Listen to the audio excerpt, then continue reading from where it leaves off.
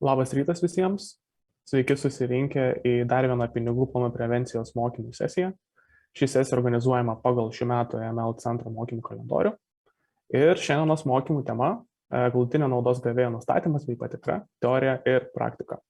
Šie mokymai susidarys iš dviejų dalių. Pirmoje dalyje Lietuvos banko atstovai pristatys šios temos teorinę dalį, o antroje dalyje kolegė Simona pasidalins šio proceso praktiniais aspektais. Mokymų pabaigoje kolega Andrius taip pat pasidalins praktiniais patarimais, kaip be papildomų išlaidų finansų rinkos dalyviai galėtų praktiškai pasinaudoti informaciją prieinamą po masinio informacijos nutekėjimo. Ir tradiciškai po kiekvieno pranešimo bus trumpas klausimų ir atsakymų sesijos, todėl turimus klausimus pranešėjimus prašome pateikti susirašinėjimo lange pristatymo metu, o aš juos vėliau įgarsinsiu. O dabar norėčiau pakviesti pirmus pranešėjus, tai yra Lietuvos banko priežiūros departamento vyriausiai specialistai Arūnė Gabrielė Giraitytė ir Ruslan Antonov. Jie pasidalins galutinio naudos gavėjo nustatymo bei patikros teoriją ir gerąją praktiką.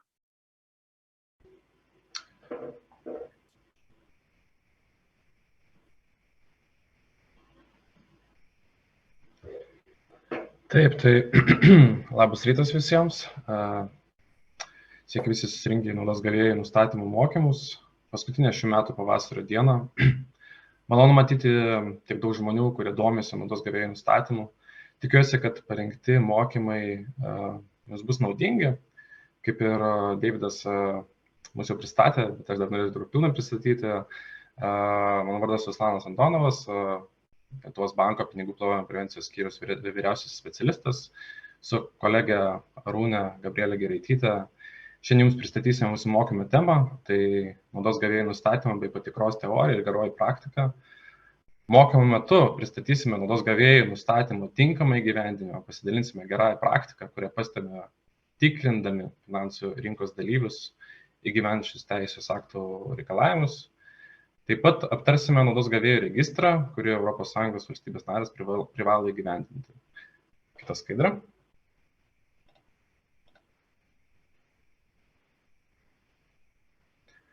Taip, tai pradžiai siekiant įsivažiuoti į mokymus, pašnekėkime, kam mums skaitai reikalingas naudos gavėjų nustatymas. Kodėl mes apie tai šnekame, kodėl tai yra taip aktualu. Parinkau kelis straipsnius, ataskaitas, su kuriamis detaliau galėsite susipažinti po mokymų, nuorodas jas rasite apačioje. Tai gal pradėkime nuo pačio Bazelio instituto, kuris 2021 metais paskelbtame Bazelio indekse išskiria 4 dalykus stabdančius pasaulinę kovą su pinigų plovimu. Vienas iš šių 4 dalykų yra įvardinamas naudos gavėjo nustatymas ir kaip lėtai, neefektyviai yra įgyvendinami naudos gavėjų registrai, kas žaloja ne tik individualias jurisdikcijas, bet ir tarptautinę kovą su pinigų plovimu. Tai aktualu ir viešajam sektoriui, kurio metu yra apsunkinami tyrimai, bandymai atsekti ir šalinti neteisėtą turtą, ir privačiam sektoriui, pavyzdžiui, siekiant užtikrinti tinkamą pinigų plovimo ir terorizmo finansavimo prevencijos įgyvendinimą.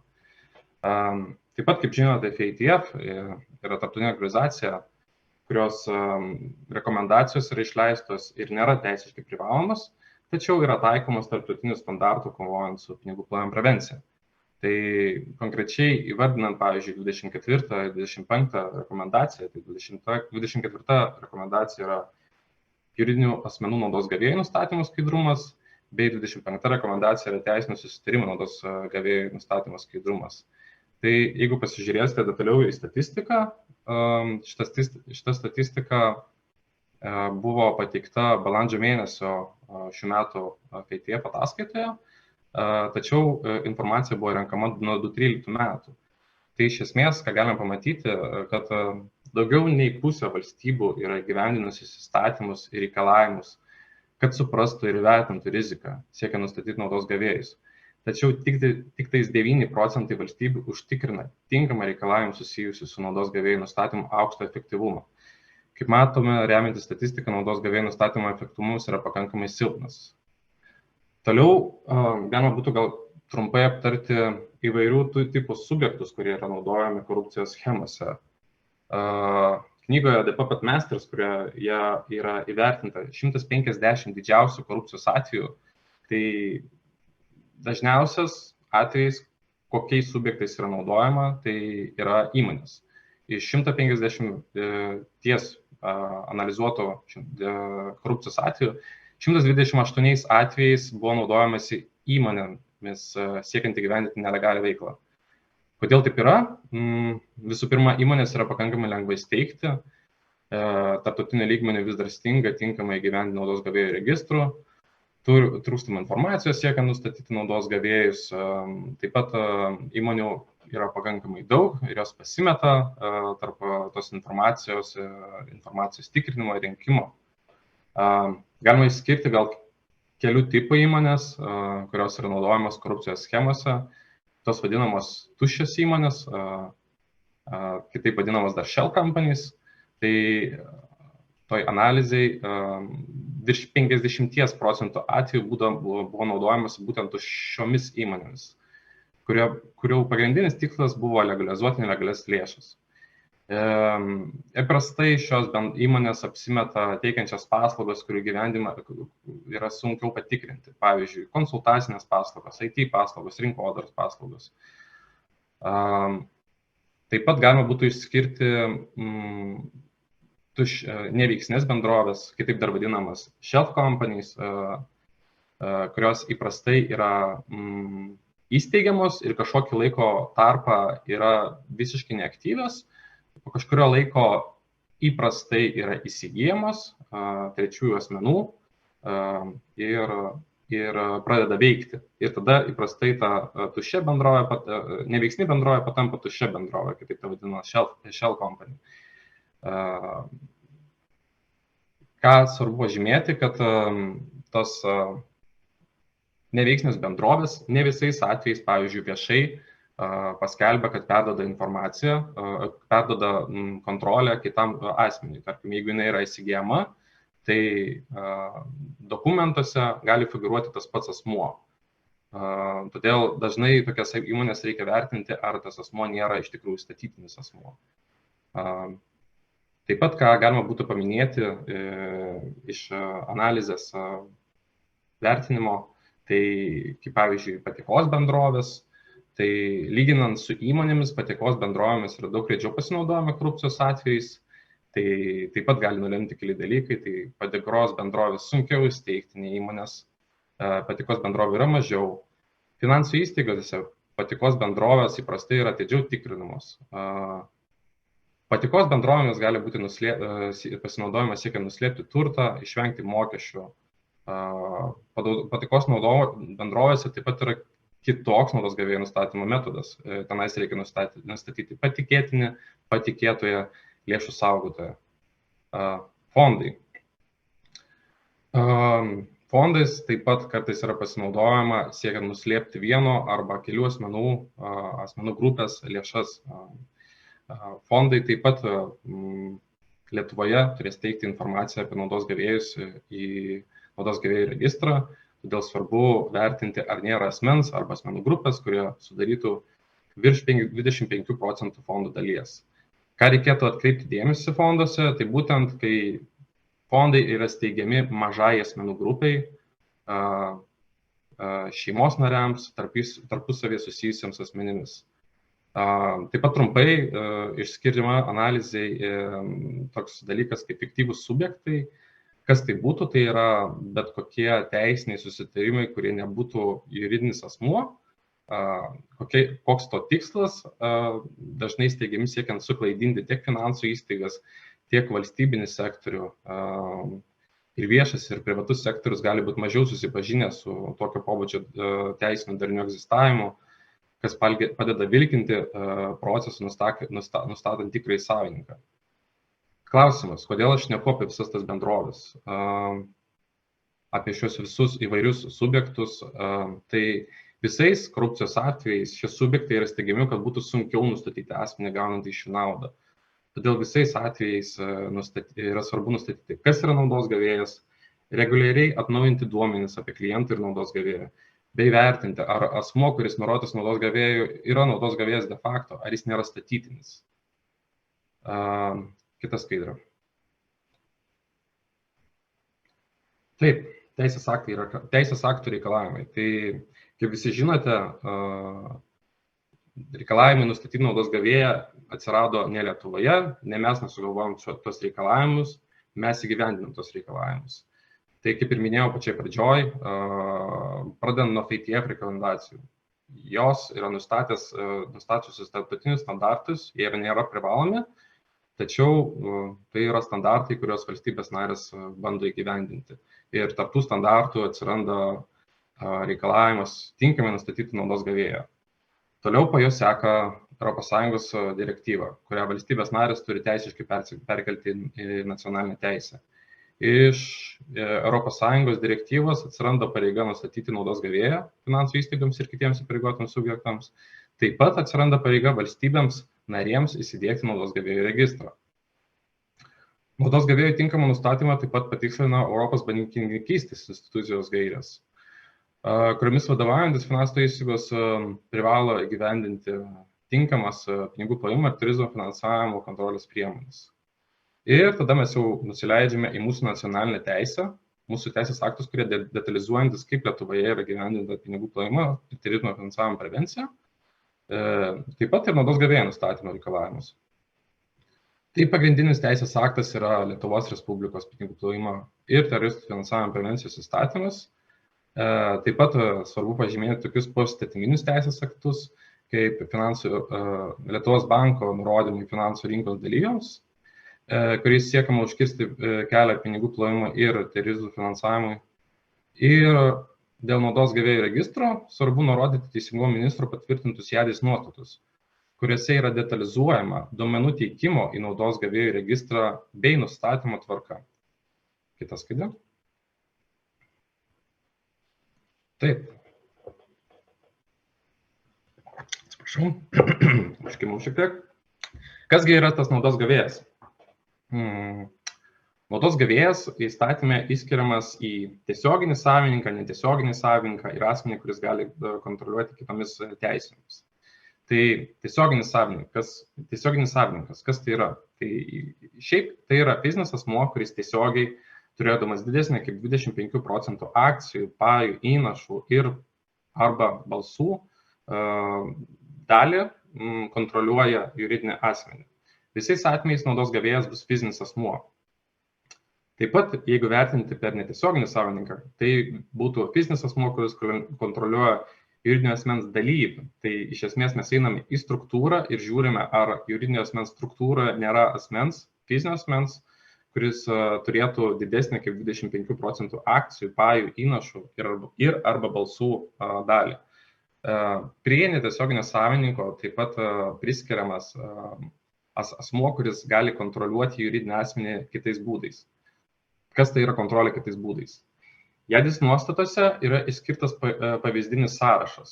Tai kontrolė kitais būdais gali pasireikšti per teisę priimti strateginio pobūdžio sprendimus, kontroliuoti juridinį asmenį, teisę paskirti, pašalinti juridinio asmens vadovą, valdybos narį, teisę patvirtinti ataskaitas susijusios su dividendų išmokėjimu, vetuoti juridinio asmens valdymo organų sprendimus, kitai būdai kontroliuoti juridinį asmenį per artimus giminystės ryšius, per asmeninius ryšius ar verslo ryšius. Taip pat galimybė naudotis ar gauti kitokią naudą iš juridinio asmens priklausančio turto arba veiklos. Kontrolė kitomis teisėmis. Jeigu nenustatomas tiesioginis naudos gavėjas, jeigu nenustatomas netiesioginis naudos gavėjas, arba jeigu kyla finansų įstaigoms arba įpareigotoms subjektams abejonių, kad nustatytas asmuo nėra naudos gavėjai nustatomas vyresnio vadovo pareigas einantis fizinis asmuo. Tai pakartosiu, jeigu nėra juridiniam asmenų, kurie valdo tiesiogiai ar netiesiogiai, ir nėra asmenų, kurie kontroliuoja juridinį asmenį kitais būdais, tada mes nustatom vyresnio vadovo pareigą einantį fizinį asmenį. Svarbu pažymėti, kad mūsų pinigų plovimo prevencijos įstatyme yra įtvirtinta sąvoka vyresnysis vadovas. Vyresnysis vadovas ir vyresnio vadovo pareigas einantis fizinis asmuo nėra tapačios sąvokos. Pinigų plovimo prevencijos įstatyme nėra paaiškinta sąvoka vyresnio vadovo pareigas einančio asmens. Taip pat, jeigu pasinagrinėtume tą pačią AML direktyvą, tai šios sąvokos yra kiek labiau išskiriamos. Tai kas yra tas vyresnio vadovo pareigas einantis asmuo. Tai šias pareigas užinantis asmuo būtų laikomas įmonės vadovas, valdybos arba kito kolegialaus valdymo organo pirmininkas, arba kitas asmuo, kuris galėtų būti prilyginamas įmonės vadovui arba valdybos pirmininkui. Svarbu pažymėti, kad šitas asmuo turėtų žimti pakankamai aukštas pareigas priimti sprendimus juridinio asmens vardu. Taip, tai toliau norėčiau perduoti žodį mano kolegė Arūnei, kuri plačiau pristatys naudos gavėjo nustatymą, teisinį įgyvendinimą. Taigi, prašau, Arūnė, žodis tau. Ačiū, Ruslanai. Taip, tai norėčiau pristatyti naudos gavėjo nustatymo procesą. Turbūt, kaip žinoma, visiems pagrindinės nuostatos kertinės susijusios su naudos gavėjo nustatymu yra įtvirtintos Lietuvoje, yra įtvirtintos pinigų plovimo teroristų finansavimo prevencijos įstatymo 12 straipsnėje. Bet iš tų visų to straipsnio nuostatų turbūt svarbu ir reikalinga išgryninti 3 kertinius reikalavimus, kurie turėtų būti turbūt finansų įstaigų fiksuojami ir užtikrinami būtent naudos gavėjo nustatymo procese. Tai pirmasis turbūt esminis etapas galėtų būti nustatymas. Tai kaip nurodoma ir teisės aktų reikalavimuose, naudos gavėjas visais atvejais yra fizinis asmuo arba fizinių asmenų grupė. Taip yra apibrėžta ir Ruslano minėto naudos gavėjo sąvoka įstatyme apibrėžime. Tai yra arba vienas arba keli fiziniai asmenys atitinkantis tuos minėtus naudos gavėjo apibrėžimą, tą minėtą naudos gavėjo apibrėžimą. Čia turbūt tikrai svarbu akcentuoti, kad naudos gavėjai niekada nebus juridinis asmuo ar juridinio asmens statusų neturinti kažkokia struktūra, darinys ir panašiai. Visada privalu išsiaiškinti už juridinio asmenų ir struktūrų stovinčius fizinius asmenis, kurie faktiškai gauna naudą iš juridinio asmens veiklos. Įstatyme nurodytus privalomus duomenis, kurie turi būti surenkami panaudos gavėjas, sudaro, kaip ir skaidrėje nurodžiau, vardas, pavardė, asmens kodas ar asmeniui jo neturintam, kaip kad užsieniečiai gimimo data ir taip pat pilietybė. Tai čia turbūt iš karto galėčiau atkreipti dėmesį į dažnai keliamą klausimą, ar privaloma visais atvejais gauti naudos gavėjo pasą, asmens tapatybės dokumentą ir panašiai. Tai kaip matote, pats reikalavimas, kokie duomenys naudos gavėjo turi būti nustatyti, nenumato asmens tapatybės dokumento gavimo, nenumato, kad šitie duomenys būtinai turi būti nustatyti iš asmens tapatybės dokumento. Tai tokios tiesioginės prievolės nėra, bet jau asmens dokumentų gavimas ar tikrinimas būtent susijęs labiau yra su kita naudos gavėjo nustatymo kaip proceso dalimi, sakykime, patikrinimu, apie ką truputėlį vėliau šnekėsiu. Grįžtam prie paties nustatymo, tai turbūt svarbu pažymėti, kad surinkti tuos minėtus naudos gavėjo duomenis, vardą, pavardę ir taip toliau, nustatant naudos gavėją nepakanka iš tikrųjų. Svarbu išsiaiškinti visą juridinio asmens nuosavybės ir kontrolės struktūrą, ypatingai tai struktūrai esant sudėtingai, jos dėrėtų paprašyti kliento ar kitais būdais ją išsiaiškinti ir šią struktūrą įvertinti, siekiant nustatyti naudos gavėją fizinį asmenį.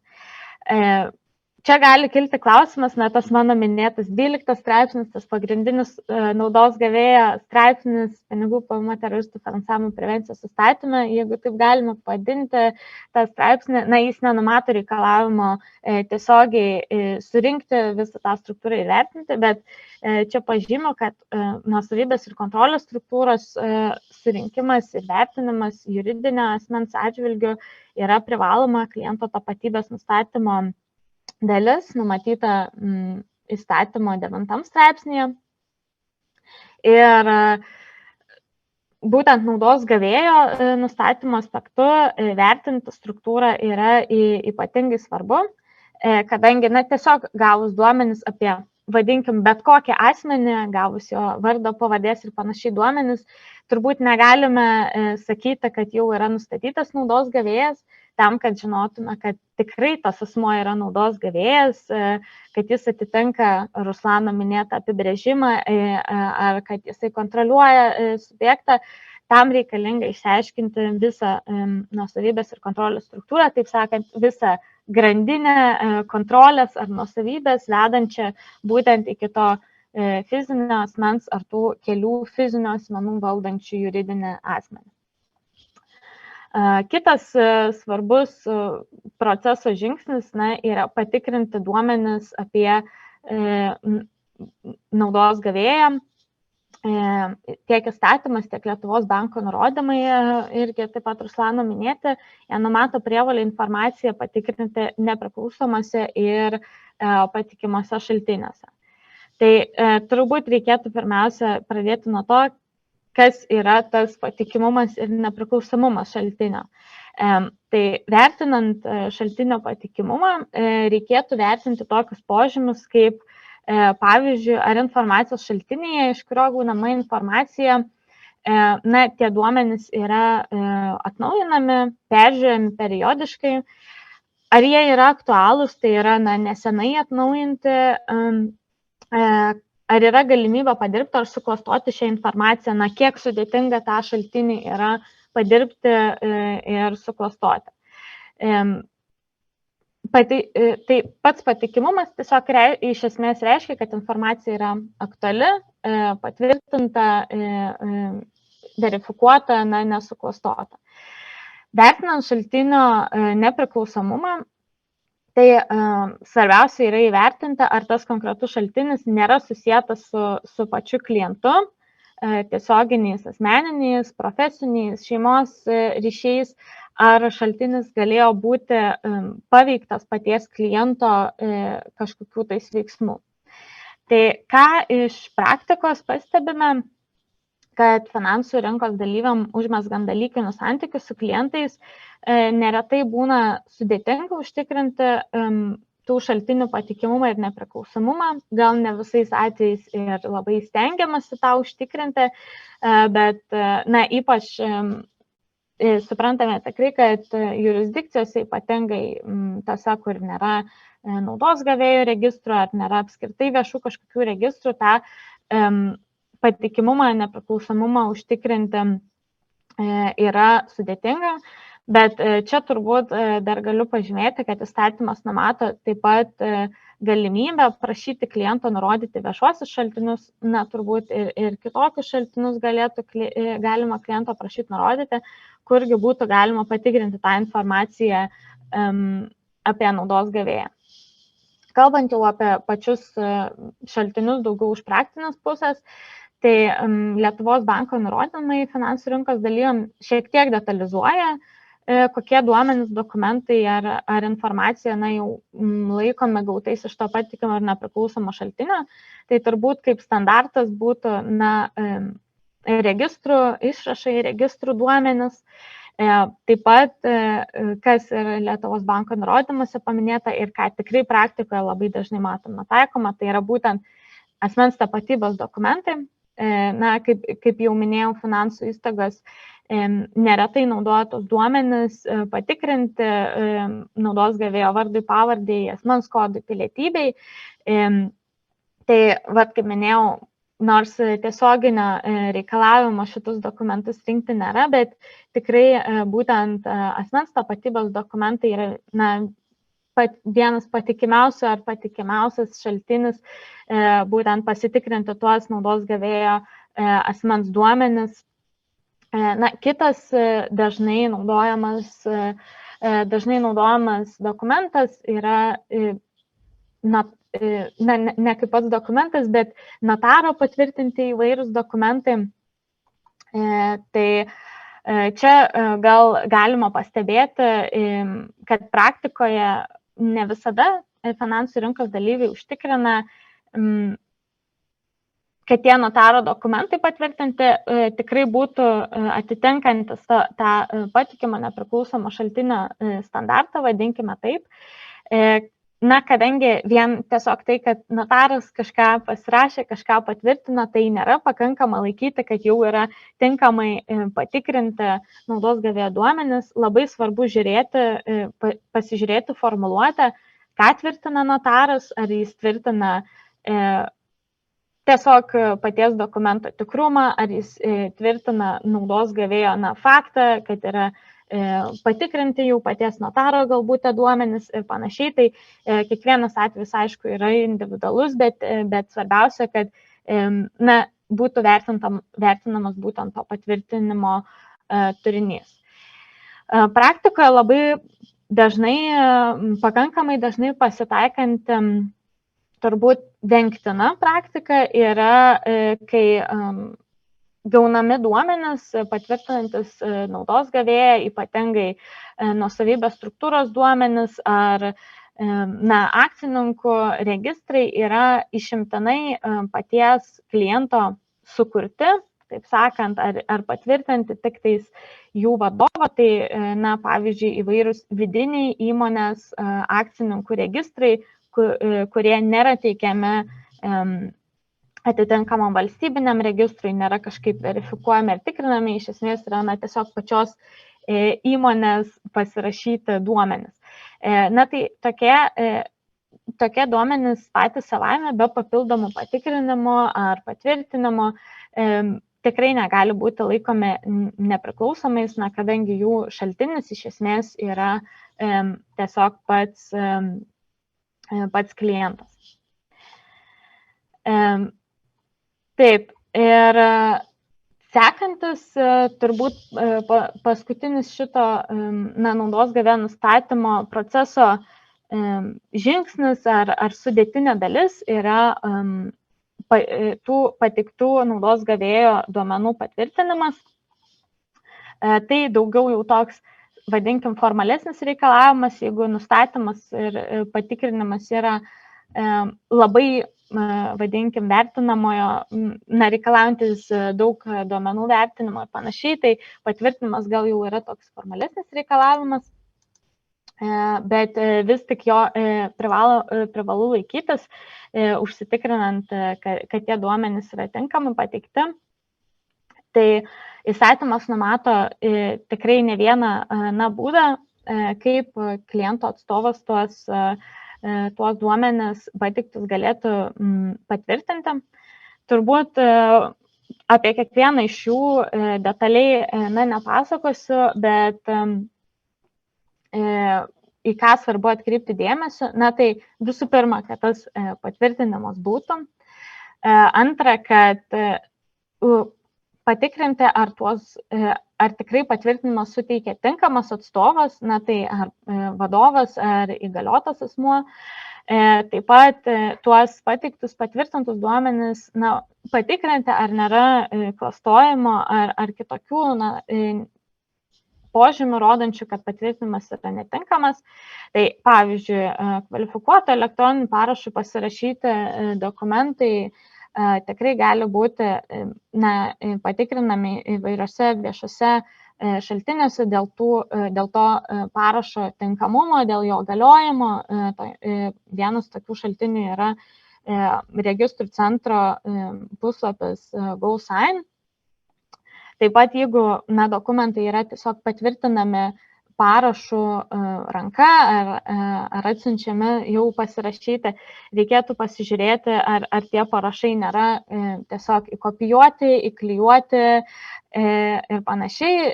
Taip pat, kadangi kliento atstovo tapatybė yra nustatoma, tai ir tą patį parašą galima patikrinti su atstovo asmens tapatybės dokumentu, jeigu tame dokumente yra parašo pavyzdys pateikiamas. Tai svarbiausia turbūt yra įsitikinti, kad tas patvirtinimas būtų duomenų tinkamas.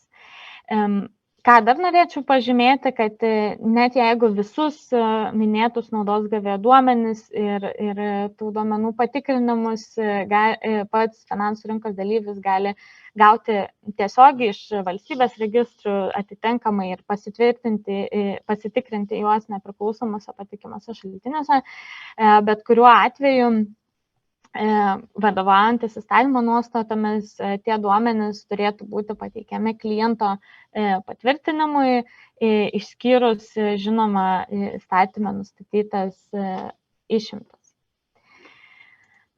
Na ir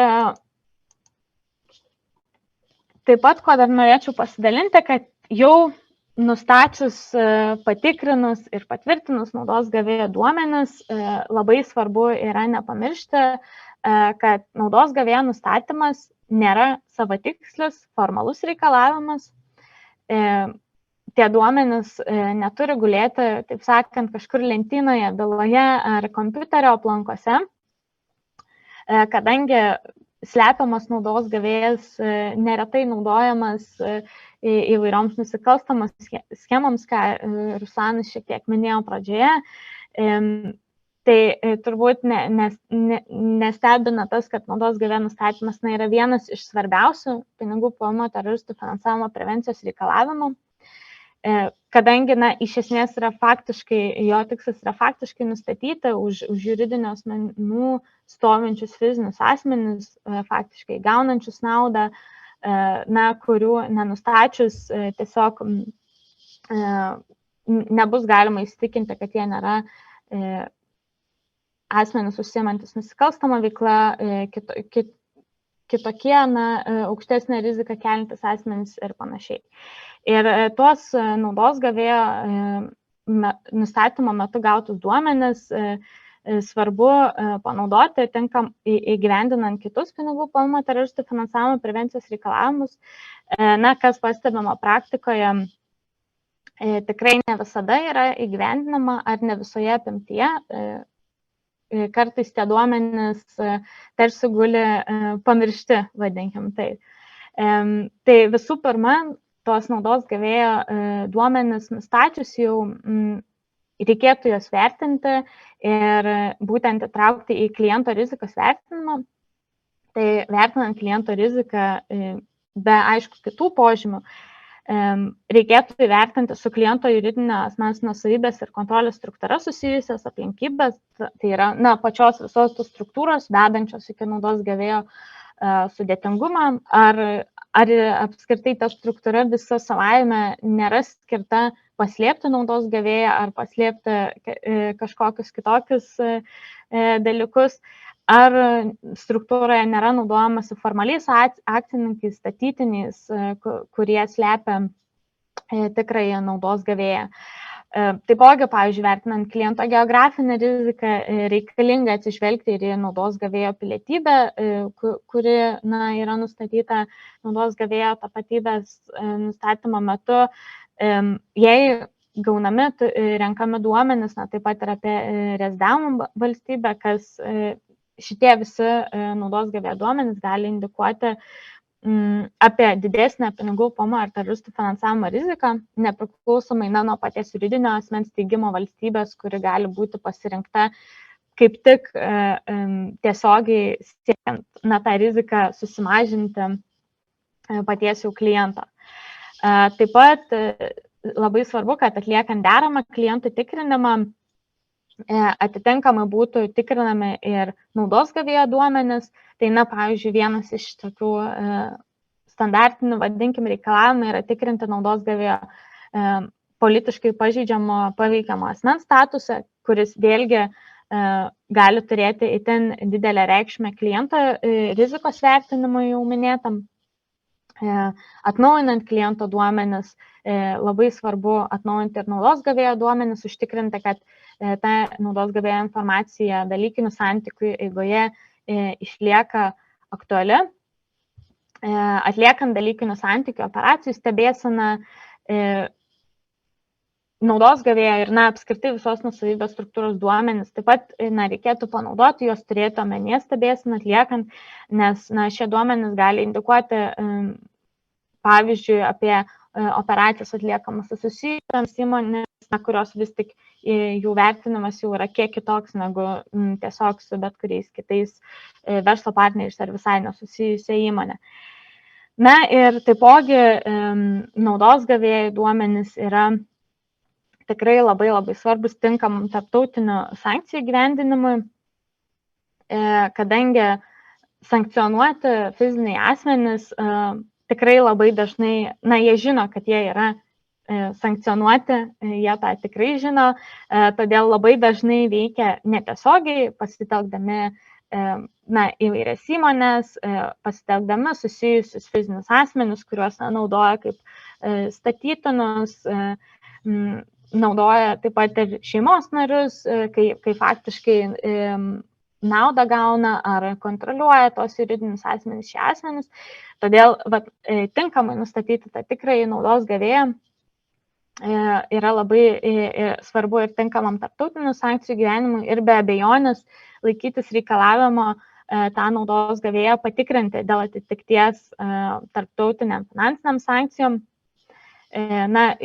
Apie pačių tarptautinių sankcijų įgyvendinimo svarbą dabar Rusijos karo prieš Ukrainą akivaizdoje turbūt nereikia plačiau aiškinti ir tą visi labai gerai suprantame. Tai, ir tęsiant toliau mūsų šią temą, tai reikėtų pažymėti, kad naudos gavėjo nustatymas, tai reikalavimas keliamas, ne tik tuo, kaip pasakyti, smulkesniu lygiu, būtent finansų įstaigom ir įpareigotam subjektam, bet su naudos gavėjai susiję reikalavimai taikomi ir valstybėms, tai yra 5 AML direktyvoje numačius reikalavimą valstybėse narėse įdiegti naudos gavėjų registrus ir apie tai plačiau papasakos toliau Ruslanas. Ačiū, Rūne.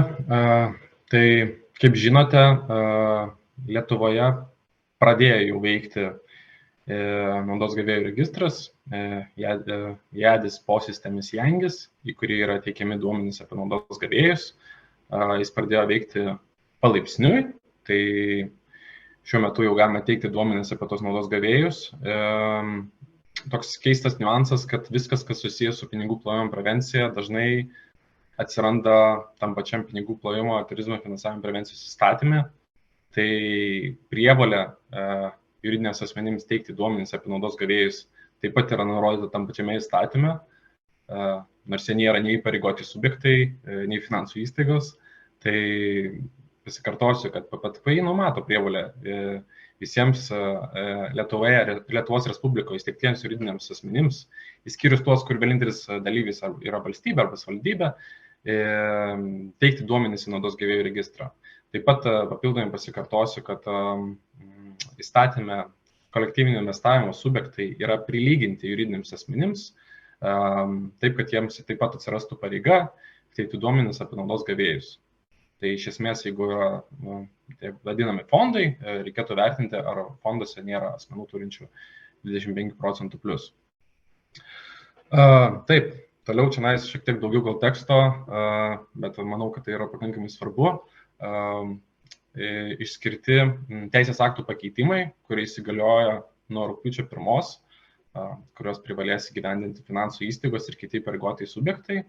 Tai konkrečiai, jeigu eiti 12 straipsnio 8 dalį, tai finansų įstaigos nustatydamas klientų ir naudos gavėjo tapatybę papildomai privalės patikrinti tos duomenis registrą ir taip pat susirinkti tą informaciją iš registro.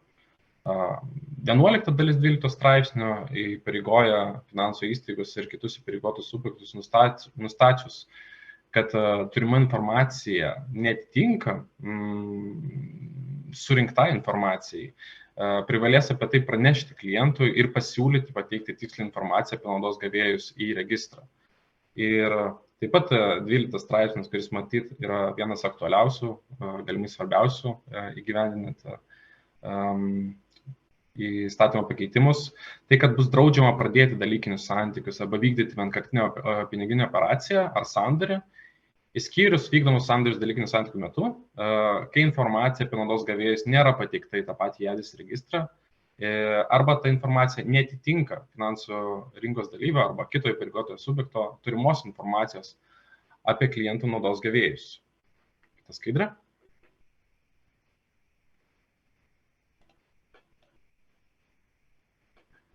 Taip, toliau einame į patį jau registrą, kaip jame yra nustatoma informacija, kas yra naudos gavėjas. Tai kairėje matote kelias schemas, kurios buvo pristatytos Europos priežiūros institucijų jungtinio komiteto ataskaitoje. Tai iš esmės praktikoje yra išskiriami keli atvejai, kaip yra nustatomas naudos gavėjas. Tai pirmasis naudos gavėjo nustatymo metodas yra tas vadinamasis top-down metodas, arba kitaip dar matematinis metodas, kai yra apskaičiuojama, ar nėra naudos gavėjų struktūroje asmenų turinčių virš 25% akcijų, pajų, įnašų arba balsų dalies juridinėme asmenyje. Tai iš esmės, jeigu asmuo tiesiogiai, kartu netiesiogiai turi 25% plus, tokiu atveju jisai yra nustatomas ir tai yra šio metodo pliusas. Kitas metodas būtų vadinamas bottom-up metodas, tai būtų antrasis metodas parodytas šioje schemoje. Tai iš esmės kiekviename sluoksnyje yra vertinima, ar nėra naudos gavėjų turinčių virš 25%. Tai iš esmės tada mes einame daug detaliau, žiūrime kiekvieną sluoksnį, gali būti nustatyta gal tų pačių naudos gavėjų daugiau, tarkim, kaip čia matome pirmą ir antrą pavyzdį, gaunasi, kad mes daugiau einame ir nustatome daugiau tų pačių naudos gavėjų. Šis metodas turi savo pliusus tuo, kad iš esmės kiekvienam sluoksniam yra vertinama, ar nėra iš tikrųjų asmenų, kurie galėtų daryti įtakos juridinėme asmenyje. Kiekvienas metodas galima ginčytis, kad turi gal savų trūkumų. Viename nepasižiūrima į vieną dalyką, kitame nepasižiūrima galimai į kitą dalyką. Todėl Lietuvoje, teikiant informaciją apie naudos gavėjus, nustatant informaciją apie naudos gavėjus registre mūsų, nuspręsta taikyti abu du metodus. Tai iš esmės JADIS nuostatose taip pat yra pateikta, kaip reikėtų tos nustatyti naudos gavėjus. Tai iš esmės ir referuojama į kaip galima nustatyti tiesioginį savininką, netiesioginį savininką. Ir 16.6.2 punktas ir iš esmės tas prilyginamas antrajam metodui. Ir 16.6.2.3 jau būtų tas pirmasis metodas, kaip reikėtų nustatyti naudos gavėją. Taip, kita skaidrė.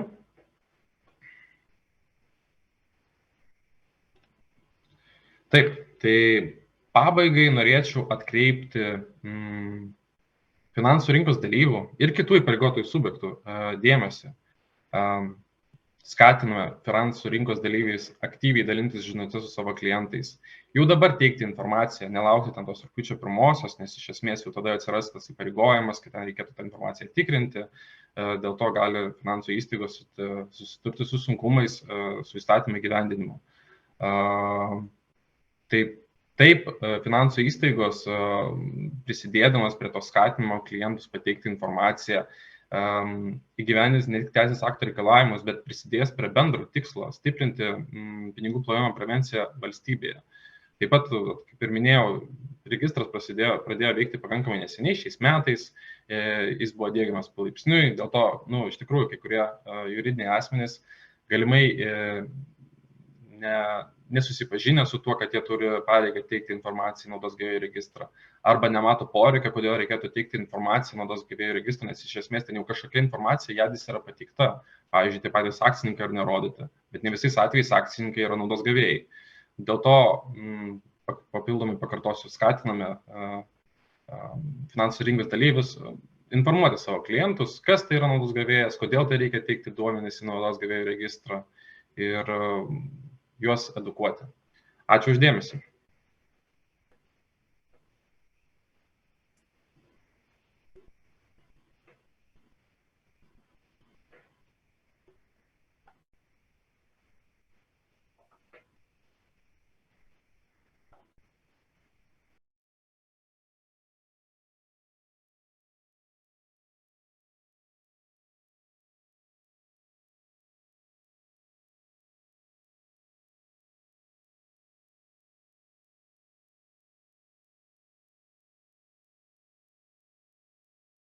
Ačiū labai Ruslanui ir Arūnui už pristatymą, tikrai labai informatyvus ir mes taip pat iš centro pusės norėtume paskatinti dalintis duomenimis bei pateikti juos registrui. Matau, kad yra tikrai nemažai klausimų, tai pasistengsime atsakyti visus, tačiau į kuriuos nepavyks atsakyti šios sesijos metu, pasistengsime atrašyti elektroniniu paštu ir tikrai visus juos atsakyti taip. Tai pirmas klausimas pradžiai apie būtent dokumentus bei asmens tapatybės ir kortelės kopijas. Tai ar reiktų prašyti pateikti tokius dokumentus notariškai patvirtintus, apostilizuotus, kad jie būtų patvirtinti, ar užtenka dokumentų tokių, kokie yra?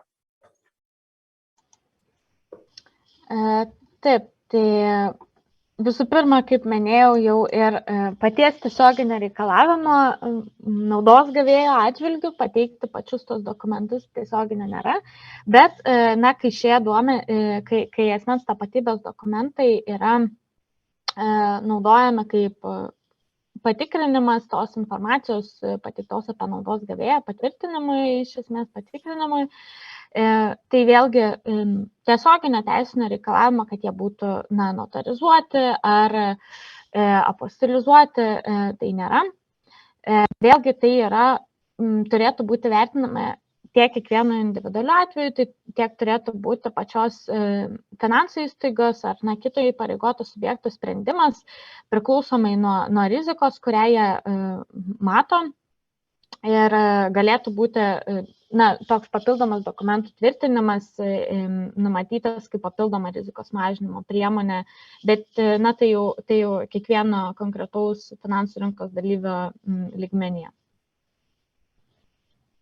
Ačiū labai už atsakymą. Kitas klausimas bus naudojantis trečių šalių teikiamomis paslaugomis, pavyzdžiui, Identify. Tai kaip Jūs vertinate tokią praktiką, kai finansų rinkos dalyviai naudojasi būtent trečių šalių teikiamomis paslaugomis, identifikuojant galutinius naudos gavėjus?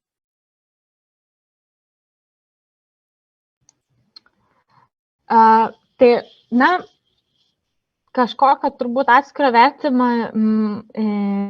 ar ypač konkrečių paslaugų teikėjai tikrai neteikiame. Kaip minėjau, svarbiausia yra įgyvendinti įstatymo reikalavimą, kad pateikti duomenys apie naudos gavėją būtų patikrinti nepriklausomose patikimuose šaltiniuose, kad būtų užtikrinama, kad jie yra teisingi. O kokias jau konkrečias priemonės pasirenka būtent finansų rinkos dalyviai, tai iš esmės yra jų prerogatyva, žinoma, iki tol, kol tai atitinka būtent teisės aktų reikalavimus. Taip, ačiū labai už atsakymą. Matau dar vieną įdomų klausimą, tai kokia yra Lietuvos banko nuomonė apie nominį arba netikrus naudos gavėjus, kaip nustatyti juos, bei koks požiūris, kai yra sudaryta nominį sutartis tarp tikrojo naudos gavėjo. Taip, tai tokią informaciją nustatyti yra pakankamai sunku. Bet yra gal kažkokios papildomos informacijos, kurią galima būtų įvertinti. Tai iš esmės galima išvertinti per tokius softinius dalykus, kaip pavyzdžiui vieša informacija, ar tas pats statytinis yra logiška, kad jis yra nurodytas kaip naudos gavėjas, ar tas pats statytinis nėra nurodytas kaip naudos gavėjas daugelį bendrovių be jokios aiškios logikos. Tai tą informaciją iš esmės reikėtų vertinti ir užmezgant dalykinius santykius su klientu ir dalykinių santykių metu. Taip, ačiū labai. Dar vienas įdomus klausimas apie CV. Tai ar sprendžiant, ar naudos gavėjas yra iš tiesų galutinis, jisai nėra statytinis, rekomenduotume prašyti jo CV ir kaip galite panaudoti šitos duomenis vertinant? Kaip pavyzdys, tai viskas priklauso, tarkim, nuo klientų veiklos. Tarkim, kaip pavyzdys, IT bendrovė, tokiais atvejais gal ir būtų naudos kažkokios susirinkti iš naudos gavėjo, jeigu jis ten susijęs su tuo, kaip jisai tenais yra įdiegęs. Tarsi nebūtinai IT bendroviai naudos gavėjas visais bus atvejais susijęs su tuo, kaip ten tas kažkoks asmuo susijęs su IT, bet tarkim, tam tikrą informaciją galėtų triggerinti tie CV. Bet aš manau, kad čia viskas priklauso nuo klientų veiklos.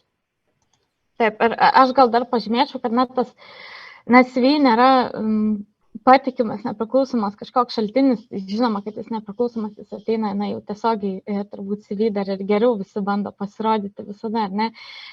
Tai svarbu, kaip tie duomenys bus panaudojami, tiesiog kam jie bus naudojami, kaip jie bus vertinami ir kaip jie bus, pavyzdžiui, tikrinami. Tai čia jau yra toks vertinamasis aspektas, bet turbūt kai kuriais atvejais, na, kaip minėjo Ruslanas, yra naudinga. Ačiū labai už atsakymą. Kitas klausimas su įmonės struktūra. Tai jeigu įmonės daugiau negu pusė akcijų priklauso savivaldybei arba valstybei, tokiu atveju kas būtų galutinis naudos gavėjas ir kaip vertinti tokias situacijas?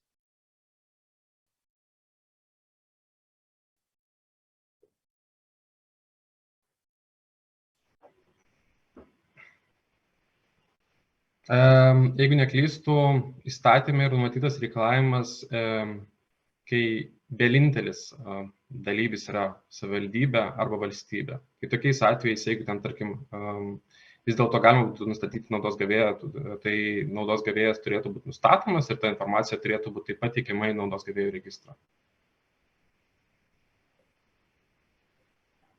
Supratau, ačiū.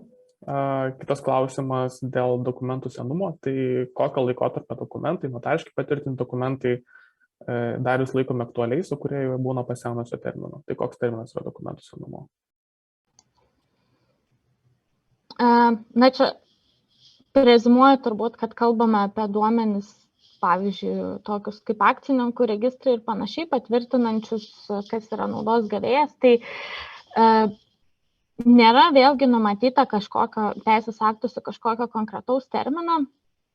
Reikėtų turbūt vertintis kiekvieno atveju, nepriklausomai nuo situacijos, priklausomai galų gale, ar tuos duomenis galima viešai pasižiūrėti, pasitikrinti tam pačiam registre, ar jie yra nepasikeitę, ar kažkaip kitaip pasitvirtinti tą faktą, kad pasikeitė. Nes jeigu galima tą padaryti, tai turbūt tie kliento patikti duomenys gali būti ir pakankamai seniai. Žinoma, jeigu yra patikrinama, kad jie nesikeitė.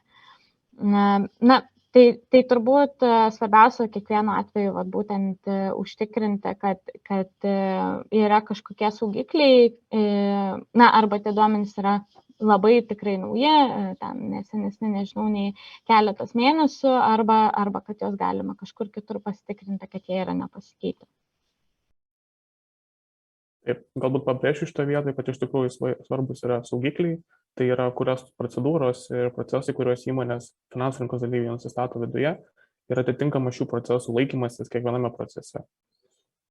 Taip, dar vienas įdomus klausimas, ar pakanka naudos gavėjui patikrinti tiesiog su JADIS ar JANKIS, ar reiktų ieškoti kitose šaltinėse tos informacijos?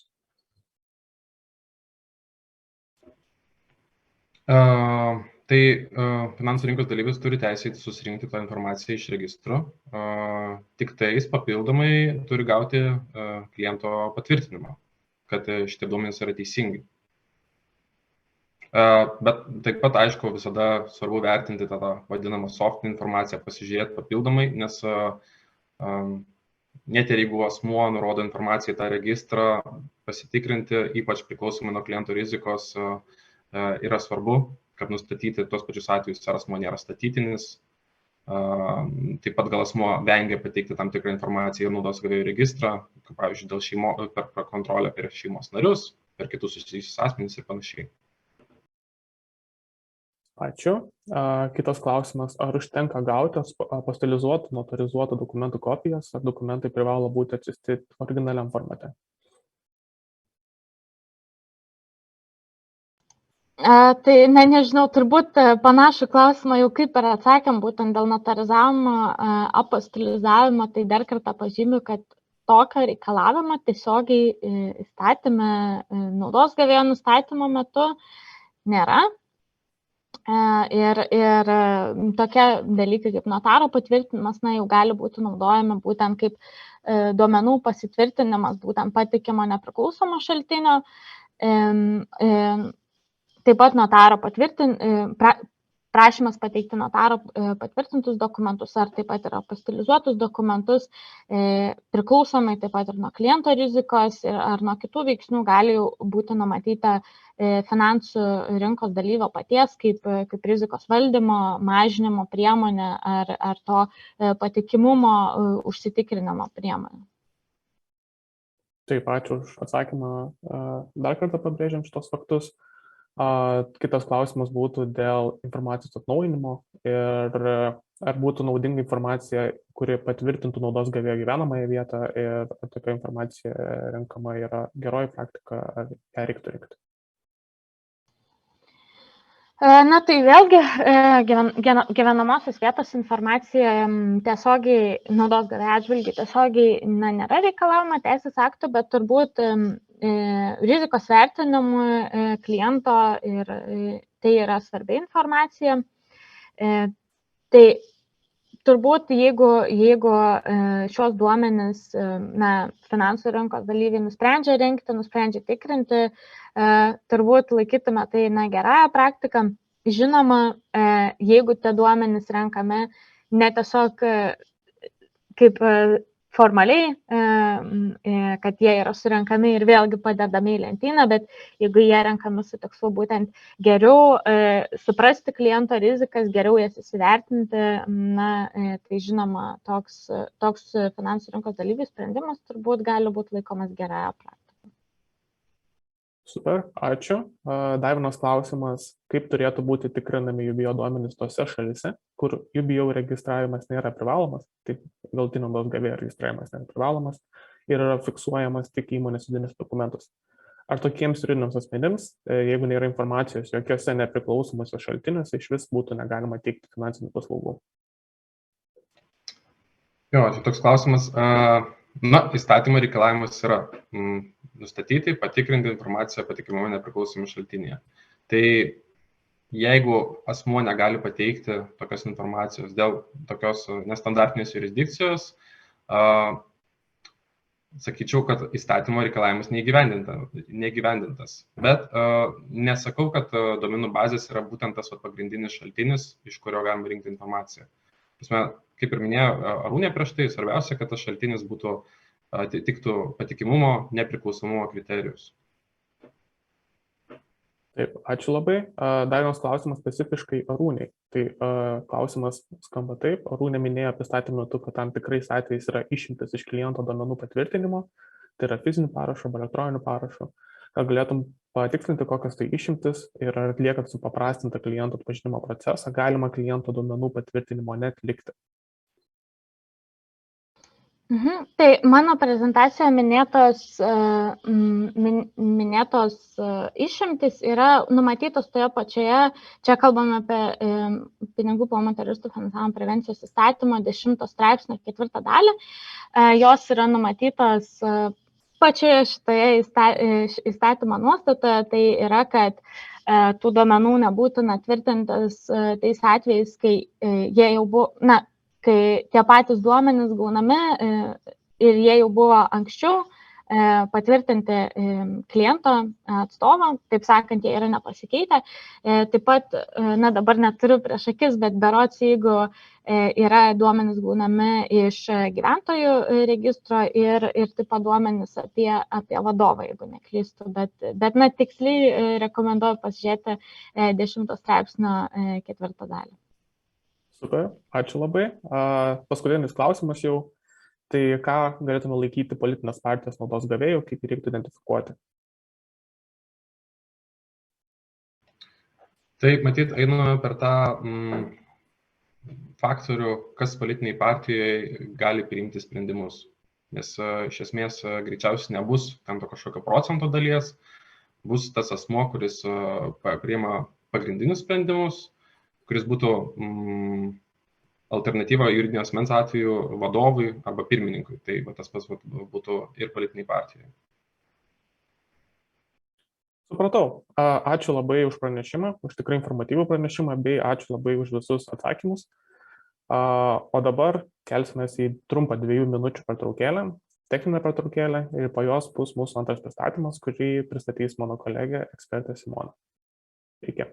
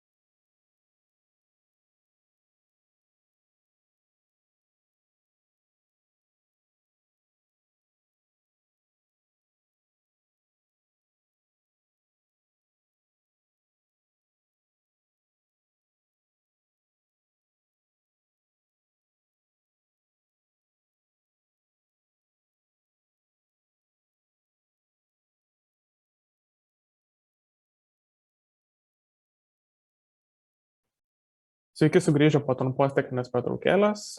Dabar bus antra pranešimo mūsų mokymų dalis.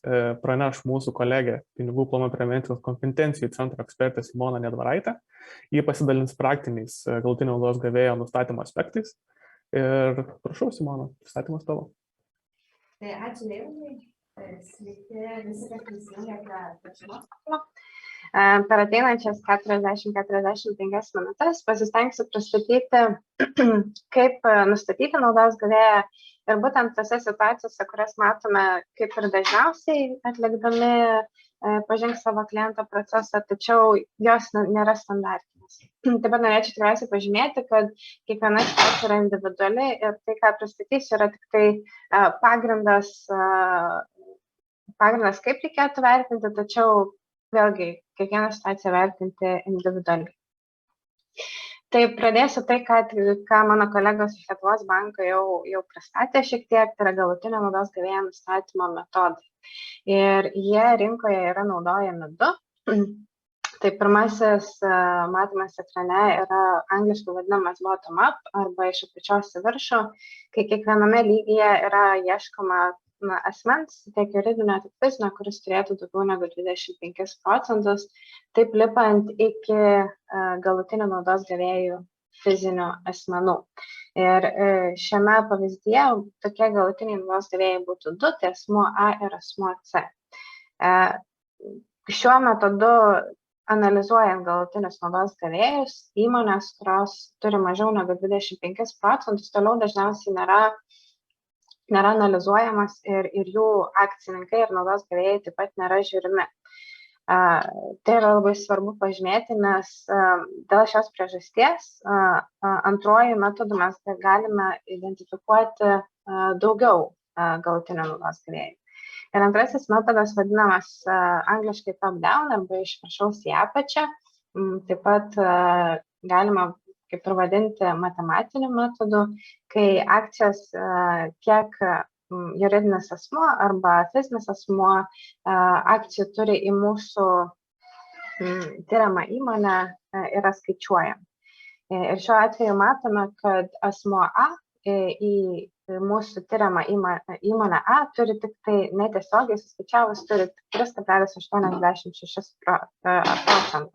Asmuo C šiuo atveju turi 9,1.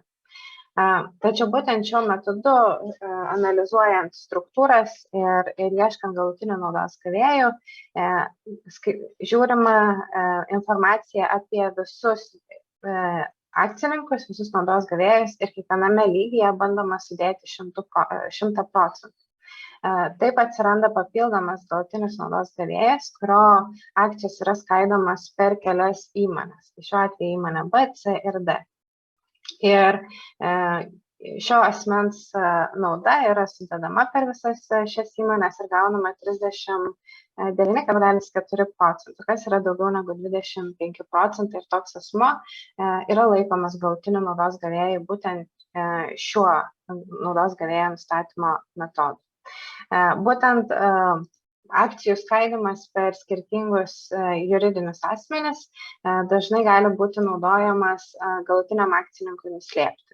Tai gali būti naudojamas sankcijų vengimo tikslais, mokesčių vengimo tikslais ar kitais tikslais, dėl kurių norima nuslėpti galutinio naudos gavėjo tapatybę. Ką matom ir girdime vėlgi iš rinkos dalyvių Lietuvoje ir ne tik Lietuvoje, kad įpareigotasis subjektas dažniausiai naudoja vieną arba kitą metodą, tačiau nenaudoja būtent abiejų metodų kaip miksą, jeigu taip galima pavadinti, ir nustatinėja naudos gavėjų abiem šiais metodais. Tačiau jau minėtas Lietuvos banko įstatymo pakeitimas, pagal kurį visi įpareigotieji subjektai nuo rugpjūčio 1 dienos privalės tikrinti informaciją pateiktą JANGIS registre apie Lietuvoje registruotų įmonių galutinius naudos gavėjus. Ir kadangi JANGIje registruojami naudos gavėjai bus naudojant abu du metodus ir siekiant tikslesnio naudos gavėjo nustatymo ir mažinant rizikas, iš tikrųjų būtų rekomendacija įpareigotisiems subjektams naudos gavėjus nustatinėti naudojant abu metodus. Tai čia yra tokia pradinė informacija, kai mes turim akcijas lengvai apskaičiuojamas. Toliau pamėginsiu aptarti situacijas, kurios nėra tokios paprastos. Ir pirmoji tai yra kotiruojamas įmonės. Arba kitaip įmonės, kurių akcijomis prekiaujama akcijų biržose. Ir pagal Lietuvos Respublikos pinigų plovimo ir teroristų finansavimo prevencijos įstatymą įmonėms, kurių akcijomis prekiaujama Europos Sąjungoje, Sąjungos akcijų biržose arba Europos Sąjungos standartus atitinkančiose akcijų biržose, yra suteikiama išimtis toliau nebenustatinėti galutinių naudos gavėjų. Tokiu atveju įmonės vadovas turėtų būti nustatomas kaip pagrindinis asmuo įmonė. Vėlgi, ką matome kartais rinkoje, kad rinkos dalyviai, įpareigotieji subjektai nusprendžia imti kotiruojamos įmonės, tai yra akcininko vadovą kaip kontroliuojant asmenį, kaip galutinį naudos gavėją. Tačiau dažnu atveju tai nėra teisinga, reikėtų grįžti į savo įmonę, kurią mes analizuojame ir būtent šios įmonės vadovą laikyti galutiniu naudos gavėju.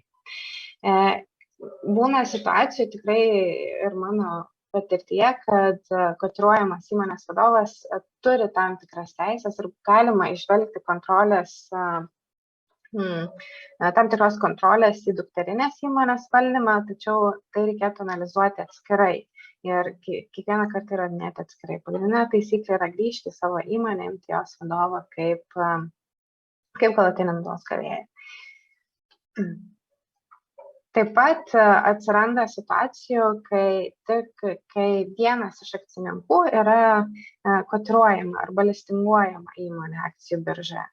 Ir būtent tai daliai, kurią valdo ši įmonė, yra taikoma išimtis, kad identifikuoti galutinį naudos gavėjų nereikia.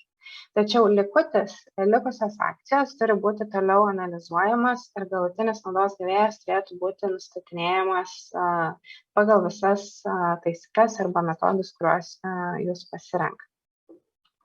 Žinoma, gali būti taip, kad juridinių asmenų nebus nustatoma, tada einame per kontrolę ir vėl grįžtame, ir jeigu kontroliuojančių asmenų nėra, grįžtame į savo įmonės, laikome įmonės A vadovą kaip galutinį naudos gavėją. Ką dar galima tikriausiai čia būtų paminėti, tai kad Europos Sąjunga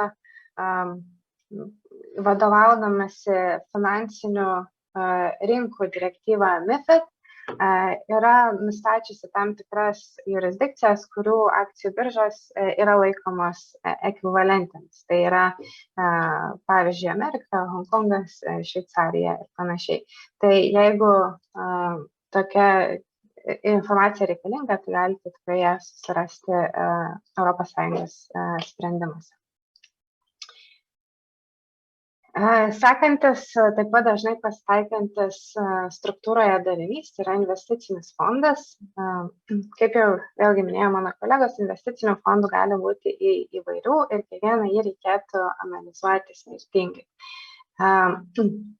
Kartais pasitaiko taip, kad investuotojų šiuo atveju yra keli, kartais gali būti dauguma. Tačiau kaip apskaičiuojame, ar investuotojas turėtų būti laikomas galutinio naudos gavėjų investicinėme fonde, tai mes skaičiuojame, kiek procentų investicijų į fondą jisai įnešė. Jeigu asmuo įnešė 10 000, visą fondą sudaro 100 000, tokiu atveju asmuo įnešė 10% investicijų. Jeigu tų investicijų suma viršė 25, toks investuotojas turėtų būti laikomas galutiniu naudos gavėjų. Ir todėl jo tapatybė, žinoma, turėtų būti tvirtinama. Jeigu investuotojas yra įmonė, investavusi daugiau negu 25%, tokios įmonės galutinis naudos gavėjas, lipant į viršų visomis taisyklėmis, turėtų būti laikomas taip pat galutiniu naudos gavėju. Jeigu investuotojų yra daug, nes gali būti tikrai dideliuose investiciniuose fonduose ir tūkstančiais, ir nei vienas iš jų neinvestavo daugiau negu 25%, tokiu atveju turto valdytojas turėtų būti laikomas galutiniu naudos gavėju per kontrolę, nes būtent turto valdytojas paskiria ir valdo lėšas, kaip jas investuoti, kaip jas išmokėti ir panašiai. Jeigu turto valdytojas yra juridinis asmuo, žinoma, tada ieškome turto valdytojo galutinio naudos gavėjo. Jie nustatome jį kaip galutinį naudos gavėją. Čia taip pat reikėtų galbūt pastebėti, kad prie investicinių fondų taip pat gali būti subfondai, tokie mažesni fondai, kuriuos būtent investuotojai investuoja tiesiog ir tai iš tų subfondų lėšas visas perkeliauja į pagrindinį fondą, kuriame jau vyksta investavimas. Tai tų struktūrų yra pakankamai daug ir jas reikėtų analizuoti, kaip minėjau, skirtingai skaitant dokumentus, investicinius prospektusus ir panašiai. Patikos fondai, taip pat anglosakso dažnai sutinkama struktūra. Tai yra susitarimas arba teisinis dokumentas, pagal kurį asmuo patikėtojas patikėjo valdyti turtą patikėtiniui. Turtas gali būti piniginės lėšos, tai gali būti butas Londono centre, arba tai gali būti įmonė ir įmonės akcijos.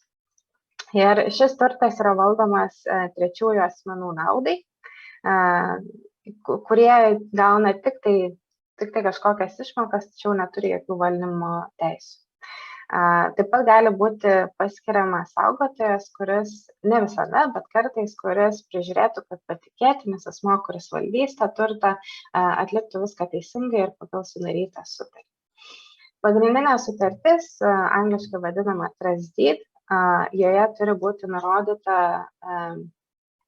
visi dalyviai, tai patikėtojas, patikėtinis asmenys gaunantis naudą ir saugotojas, taip pat visi, kaip turtas turėtų būti valdomas, ar patikos fondas gali būti nutraukiamas ir visas turtas gali grįžti patikėtojui ir panašus dalykai. Trust deed, tas pagrindinis patikos fondo dokumentas, jisai laikui bėgant tikrai gali turėti ir atnaujinimų, todėl reikėtų juos susirinkti visus ir skaityti visus. Nes tiek asmenys gaunantis naudą gali būti pridėti, išimti, pakeisti, tiek patikėtinis keičiamas ar saugotojas keičiamas. Pagal tiek ES direktyvą, tiek pagal Lietuvos Respublikos pinigų plovimo prevencijos ir teroristų finansavimo prevencijos įstatymą yra labai aiškiai parašyta, kad visi šie asmenys, patikėtojas, patikėtinis asmenys gaunantis naudą ir saugotojai turėtų būti laikomi galutiniais naudos gavėjais. Ir tai yra labai paprasta, kai visi šie asmenys yra fiziniai asmenys. Tačiau ne visada gyvenime viskas taip paprasta ir matom tikrai, kad tokių situacijų būna itin retai. Tai pradėkime nuo asmenų gaunančių naudą. Tai tokių asmenų gali būti vienas, gali būti du ir gali būti asmenų grupė, kuris susidarys iš 1000 ar 10 000 asmenų. Patikos fondas gali būti sukuriamas bet kokiai asmenų grupiai, tai gali būti įmonės darbuotojai, tikrai matytas atvejais, tai gali būti kažkokia valstybės socialinė grupė, kaip policininkai, mokytojai ar pensininkai. Tokiu atveju, žinoma, tų 1000, 100 ar 10 000 asmenų identifikuoti ir jų tapatybės patvirtinti tikrai mūsų manymų nereikėtų. Reikėtų tik tai identifikuoti, kokia tai yra asmenų grupė, kokiamis taisyklėmis vadovaujantis tie asmenys gali būti pridėti prie asmenų gaunančių naudą ir tokią, aišku, informaciją patvirtinti ir ją saugoti. Taip pat patikėtojas gali būti fizinis asmuo, kaip minėjau, tačiau patikos fondai gali būti dažnai ir labai seni. Tai yra labai sena struktūra. Patikėtojas kartais gali būti jau iškeliavęs anapilin, tokiu atveju, žinoma, nieko identifikuoti ir patvirtinti tapatybės nereikia. Tačiau patikėtojas gali būti ir juridinis asmuo. Tai yra, vėlgi, kaip minėta, jeigu įmonė įsteigia savo darbuotojams patikos fondą kažkokiem priedam išmokėti. Tai patikėtojo kaip juridinio asmens atveju reikėtų analizuoti patikėtojo grupės struktūrą, akcininkų struktūrą ir ten identifikavus asmenį galutinę naudos gavėją, jį laikyti patikos fondo galutinę naudos gavėją. Su patikėtiniu yra šiek tiek sudėtingiau. Patikėtinis gali būti susijęs asmuo su patikėtoju arba asmenimis gaunančiais naudą. Tokiu atveju yra visiškai logiška ir pagrįsta galutinio naudos gavėjų laikyti, patikos fondą laikyti patikėtinio galutinio naudos gavėjų, išanalizavus jo akcininkų struktūrą. Bet labai dažnai patikėtinis gali būti ir samdoma įmonė, kuri būt tik tai teikia šias paslaugas ir gauna kažkokį mokestį už patikos fondo laikymą. Tai priklausomai vėlgi nuo įstaigos rizikos valdymo priemonių ir procedūrų vidinių, kartais matome, kad galutinio naudos gavėjų gali būti laikomas asmuo, dirbantis būtent patikėtinėje toje įmonėje ir tas asmuo, kuris yra paskirtas valdyti būtent tą patikos fondą. Tai jisai priima visus sprendimus, jisai atlieka visus mokėjimus ir jis turi tą kontrolę. Tai priklausomai nuo situacijos vienas ir kitas asmuo, įrodant loginę seką, gali būti laikomas galutinio naudos gavėju. Taip pat yra su saugotoju, tai gali būti arba galutinis naudos gavėjas, jeigu tai yra susijęs asmuo, arba gali būti asmuo paskirtas būtent tam patikos fondui saugoti. Draudimo bendrovės. Draudimo bendrovės tai neįtin dažnai matomas reiškinys ir kartais sunku nustatyti, sunku identifikuoti tokią schemą, nes draudimo bendrovė kaip įmonė, jinai gali turėti dukterinių įmonių ir pati būti galutinių akcininkų tos dukterinės įmonės. Tačiau jei kartais atsiranda tokių indikatorių, kad kažkas yra negerai. Tarkim, draudimo įmonė valdo žemės ūkio bendrovė. Tai yra visiškai nesusijusi į šaka, verslo šaka ir klausimas, kodėl ta draudimo bendrovė tokią įmonę turėtų. Tai galimas variantas, kad draudimo įmonė yra išdavusi draudimo polisą asmeniui, kuris turi kontrolės teisę įmonę A.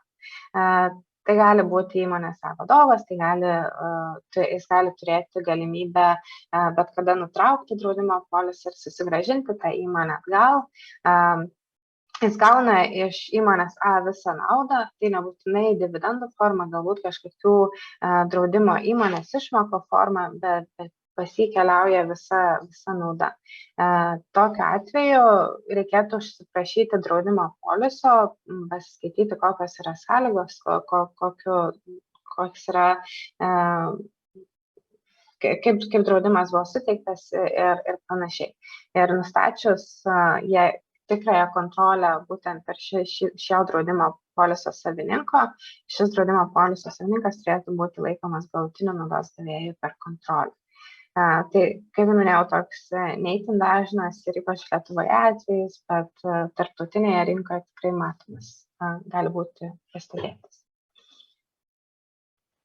Komanditinė ūkinė bendrija arba angliškai limited partnership labai populiarus Jungtinės karalystės darinys, kuriame vėlgi nėra procentų, mes nematysime procentų, matysime tam tikrus ūkinės bendrijos narius. Tai yra tikrasis narys, general partner, angliškai vadinamas, kuris turi dažniausiai kontrolę. Būtent šis asmuo, tiek ar juridinis, ar fizinis, visiškai nesvarbu, jisai turi kontrolę įmonę A, jisai priema visus sprendimus, dažniausiai priema visus sprendimus ir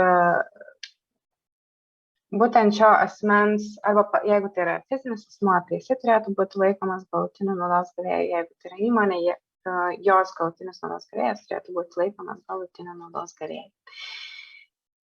Tačiau papildomai prie tikrojo nario yra komanditoriai arba angliškai limited partneriai, kurie vėlgi priklausomai nuo ūkinės bendrijos steigimo arba limited partnership steigimo ir jiems suteikiamų galių gali turėti tam tikras kontrolės indikatorių arba gali gauti naudą didesnę negu 25%. Priklausomai, kiek tų komanditorių yra, nes jų gali būti 1, 2 ar net 10 ar 100, reikėtų vertinti situaciją, jų kontrolę ir arba juos visus laikyti galutiniais naudos gavėjais kartu su tikruoju nariu, arba įvertinus situaciją per kontrolę ir įnašus laikyti vieną iš jų. Tai komanditoriai dažniausiai įneša lėšas į komanditinę ūkinę bendriją ir tie įnašai gali būti visų vienodi arba gali pasiskirstyti skirtingai. Tai vėlgi, skaitant steigimo dokumentus, šią informaciją turėtumėte matyti. Nominalūs akcininkai arba statytiniai, daug klausimų prieš tai sulaukusi tema.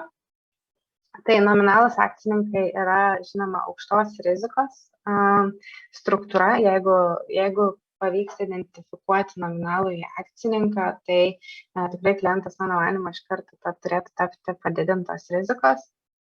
Nominalūs akcininkai nėra nelegalūs, tam tikros jurisdikcijos, kaip British Virgin Islands arba Britų mergelių salos, to nominalius akcininkus leidžia. Ne visada, tikriausiai dažniausiai jų neregistruoja registruose ir pamatyti yra pakankamai sudėtinga. Tačiau yra tam tikri indikatoriai, kurie gali leisti pastebėti galimus nominalius akcininkus ir tada galima klausti kliento, tai ar vis dėlto ten jų yra ar nėra. Ir tie indikatoriai, žinoma, yra teritorijos, tai yra ar įmonė įsteigta teritorija, kurioje nominalūs akcininkai yra priimtini, leistini ir tokia forma galima. Lietuvos Respublikoje tokių nominalių akcininkų paskirti negalima, tačiau, kaip minėjau, BVI ar kiti, jie tikrai yra leistini. Tolesni indikatoriai gali būti, kad vienas asmuo valdo daug įmonių, dažniausiai nesusijusių įmonių, tai jos yra visiškai iš skirtingų galbūt veiklos sričių, galbūt matom, kad vykdo visiškai kitokią veiklą nuo vėlgi žemės ūkio iki knygų pardavimo ir panašiai. Toliau viename adrese šios įmonės yra registruotos, tai vėlgi didelis skaičius registruotų įmonių, nesusijusių įmonių gali indikuoti apie nominalų akcininką.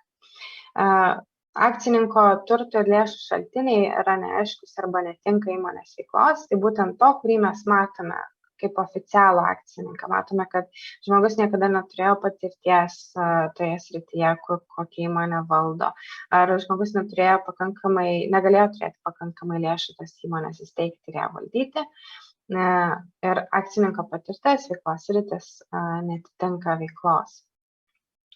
Taip pat bendraujant su šiuo asmeniu kartais galima matyti, kad asmuo negali atsakyti tam tikrus klausimus, negali paaiškinti veiklos, galbūt negali paaiškinti tam tikrų istorinių faktorių susijusių su įmonės veikla. Tai irgi gali būti kaip ir indikatorius, kad jis yra statytinis arba nominalus akcininkas.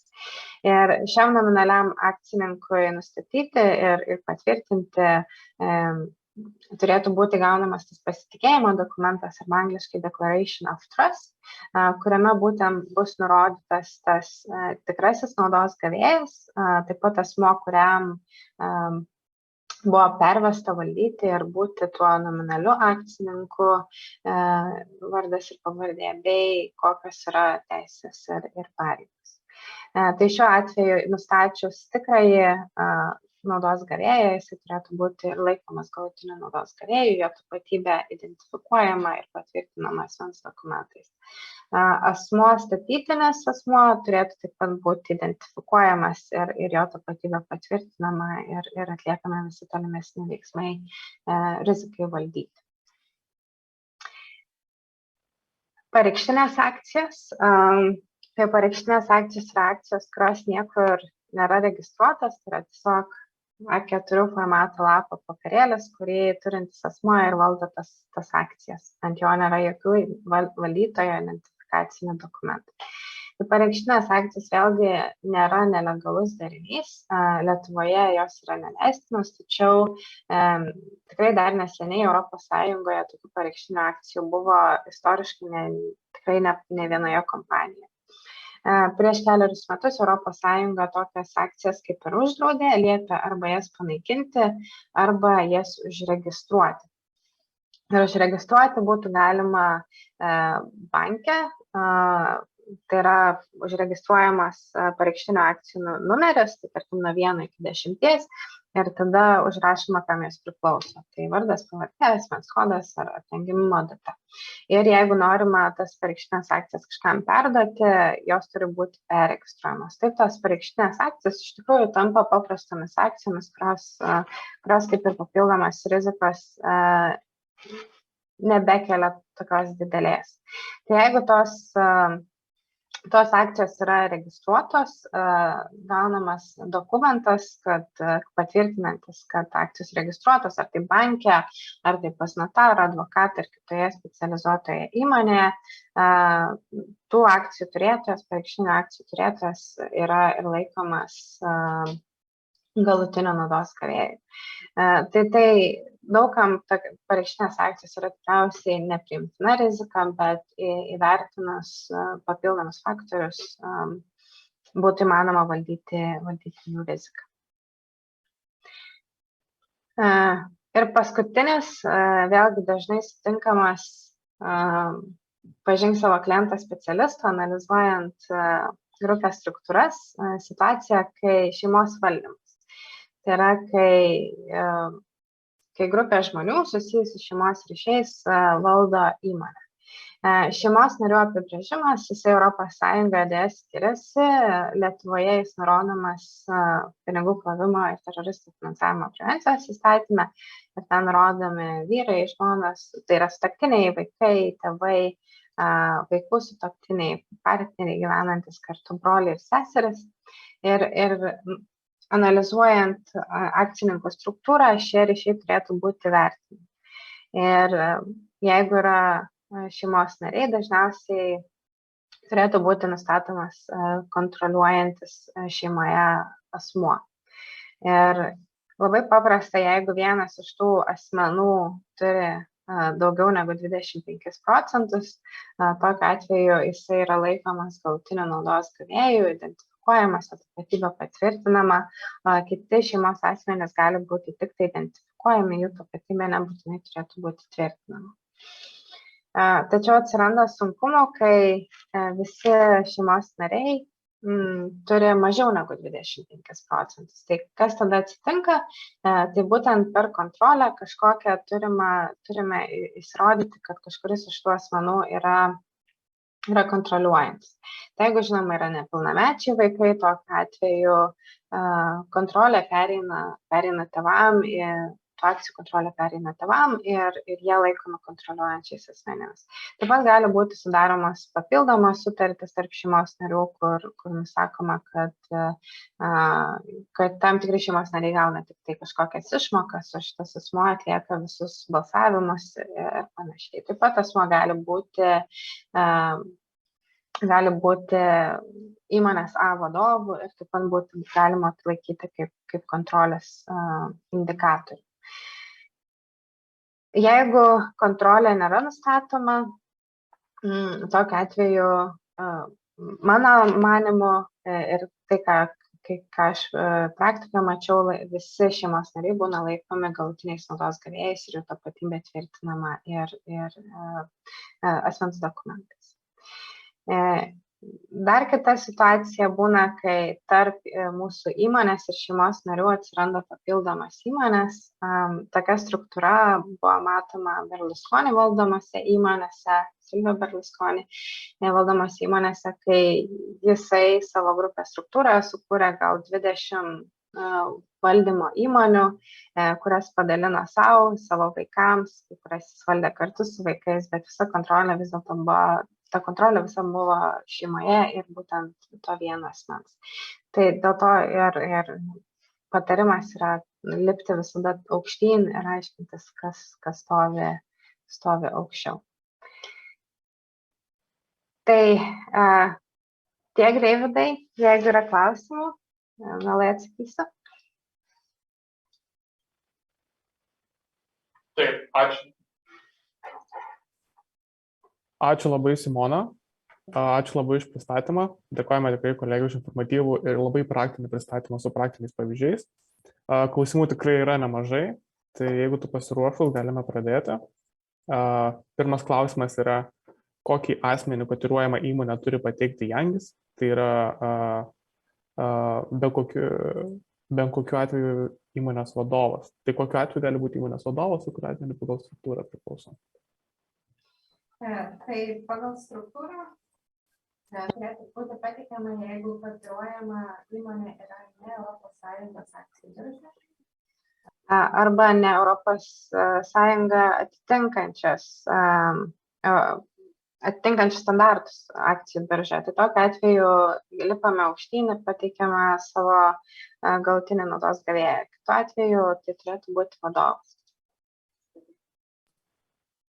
Super, ačiū labai už atsakymą. Matau, kad yra vienas klausimas dėl specifinis labai procentalis su struktūra, kontrolė. Tai norėčiau dar kartą paminėti, kad tikrai ne visus klausimus spėsim atsakyti, nes jų tikrai labai nemažai. Dėkojame labai už stiprų aktyvumą. Lauksime specifinių ir labai tokių esminių klausimų elektroniniu paštu, jeigu turėsite. Visą laiką galite pasiekti tiek mane deividas.razminas@tmlcentr.lt, tiek mano kolegę Simona Nedvaraitė, tiek mūsų info dėžutę, kurioje galite atsirasti, tiek mūsų mokymų koordinatorė Sonata. Tai lauksime tokių specifinių būtent elektroniniu paštu. Ir beje, visus klausimus, kuriuos nespėsime atsakyti, taip pat jų laukiam elektroniniu paštu ir pasistengsime juos kuo greičiau jums atsakyti. Kitas klausimas, kurį matau, bus, ar finansų įstaiga turi nustatyti ir tikrinti investuotojo tikrai naudos gavėją, ar užtenka gauti duomenis iš turto valdytojo, tai yra įpareigotojo subjekto.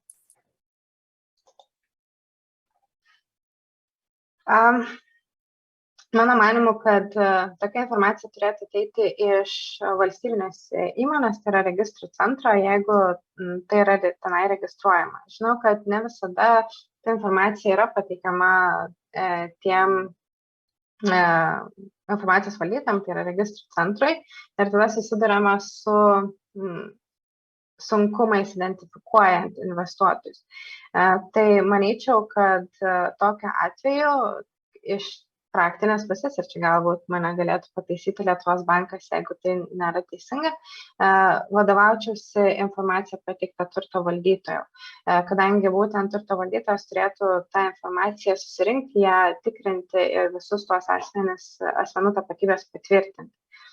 Ir kaip minėjau, netgi klausime, turto valdytojai yra įpareigoti subjektai laikytis pinigų plovimo prevencijos įstatymo ir manau, kad tie saugikliai ir rizikos valdymas yra užtikrinamas.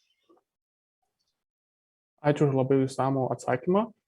Sekantis klausimas bus, ar investicinėme fonde valdymo įmonės naudos gavėjas gali būti laikomas naudos gavėjų per kontrolę, tuo pat metu, kai fondas turi naudos gavėjus per ekonominę naudą, tai yra investuotojus su daugiau negu 1/4 investicijų, tai yra akcijų. Tai vėlgi tikriausiai reikėtų vertinti kiekvieną atvejį individualiai ir jeigu turto valdytojas gauna naudą iš to valdomo fondo, tai sakyčiau, kad tokiu atveju galutinis naudos gavėjas turto valdytojo turėtų būti nustatomas kaip galutinis naudos gavėjas investiciniame fonde. Ačiū. Sekantis klausimas, tai ar turi būti patikrinami netiesioginiai naudos gavėjai įmonės A, kurios galutinis naudos gavėjas yra kotiruojama įmonė. Tai yra, ar reikia tikrinti ir akcininko UAB A akcininkus bei tarpinius akcininkus. nemanau, kad supratau pilnai klausimą, tačiau kalbant apie kotiruojamas įmonės, jeigu mūsų pati įmonė nėra kotiruojama, mes turime aiškintis akcininkus iki tol, kol ateiname iki kotiruojamas įmonės. Ir jeigu jinai atitinka europinius standartus, tokiu atveju į viršų, virš jos aiškintis nieko nereikia. Tačiau viską, kas yra apačioj jos, mes privalome išsiaiškinti ir tą informaciją patvirtinti. Taip, manau, klausimas buvo kaip tik apie tai. Ačiū labai. Sekantis klausimas yra, komanditinės ūkinės bendrovės neturi akcijų, tačiau turi piniginius įnašus veiklos vykdymui. Tai remiantis valdymo dokumentais, tikrasis narys priima įmonės veiklos valdymo sprendimus, tačiau neturi įnešęs piniginių įnašą. O yra nariai, kiti nariai, kurie yra įnešę tokį įnašą. Tai kas šiuo atveju turi būti laikomas naudos gavėjai, tikrasis narys ar įsilikę asmenys? Kaip minėjau, mano patirtis rodo, kad laikomi yra visi galutiniais naudos gavėjais, tiek tikrasis narys, tiek komanditoriai. Ir būtent dėl tikrojo nario kontrolės, kadangi jisai turi tą valdymo kontrolę ir laikomas galutinių naudos gavėjai per kontrolės elementą. Komanditoriai tuo atveju yra laikomi per tą naudos ar įnašo prizmę naudos gavėjais. Tai mano patirtis vėlgi, kiek man teko dirbti su komanditinėmis ūkinėmis bendrijomis, buvo, kad laikomi visi tiek tikrasis narys, tiek visi komanditoriai, galutiniais naudos gavėjai. Taip, ačiū labai. Dar vienas klausimas, kokie atvirieji šaltiniai, angliškai OSINT, gali būti naudojami duomenų verifikacijai, pavyzdžiui, Bloombergas arba Fortreaders ir taip toliau. Tai kaip vėlgi Lietuvos bankas minėjo, tai tie šaltiniai turi būti patikimi ir nepriklausomi. Bloombergas, kiti atviri šaltiniai, jie gali būti naudojami kaip antriniai šaltiniai, identifikuoti kažkokias tai galbūt indikatorius, kad kažkas yra negerai. Tačiau jų laikyti kaip pirminių šaltinių informacijai patikrinti tikrai reikėtų vengti, kadangi klausimas, ar jie tikrai atitinka visus patikimumo ir nepriklausomumo standartus.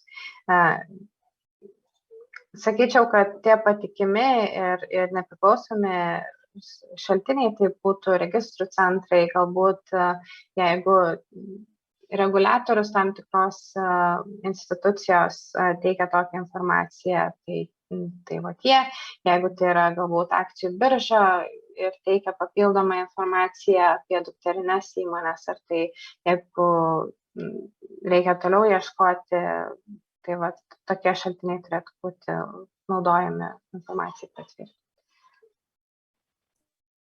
Beje, labai panašus klausimas užtvirtinimui, dar norėsiu paklausti, kaip vertinant tokį šaltinį kaip Bankės almanakas ir kaip bankai galėtų pasitikėti kitų bankų duomenimis ir ką tokiu atveju reiktų tikrinti, daryti ir naudotis informaciją. Tai Bankers almanake iš tikrųjų jisai surenka informaciją iš bankų, tai būtent bankai jam pateikia visą su akcininkai susijusią informaciją, todėl jis vėlgi netitinka nepriklausomumo kriterijaus. Tačiau Bankers almanakas tikrai pateikia tam tikrus dokumentus, jeigu tai yra, tarkim, kažkokia amerikiečių bankas, tai pateiktų Patriot Act, kuris yra teikiamas būtent valstybiniai institucijai. Tai vat gal tą patikimumą per tuos dokumentus ir nepriklausomumą būtų įmanoma įrodinėti, bet tikrai aklai pasitikėti informaciją pateiktą Bankers almanaku nebūtų galima. Tai labai ačiū Simona už visus atsakymus į labai tikrai sudėtingus klausimus. Tai dar kartą pasikartosiu, kad jeigu jaučiate, kad nebuvo pateiktas atsakymas į klausimą, tai mes visą laiką laukiame mūsų pinigų plovimo prevencijos centre elektroniniu paštu. Tai skatiname užduoti klausimus bei pasitengsime juos atsakyti. O dabar norėčiau pakviesti trumpą kelių minučių techninę pertrauką, po kurios grįžime su mūsų trečiuoju pranešimu. Ačiū.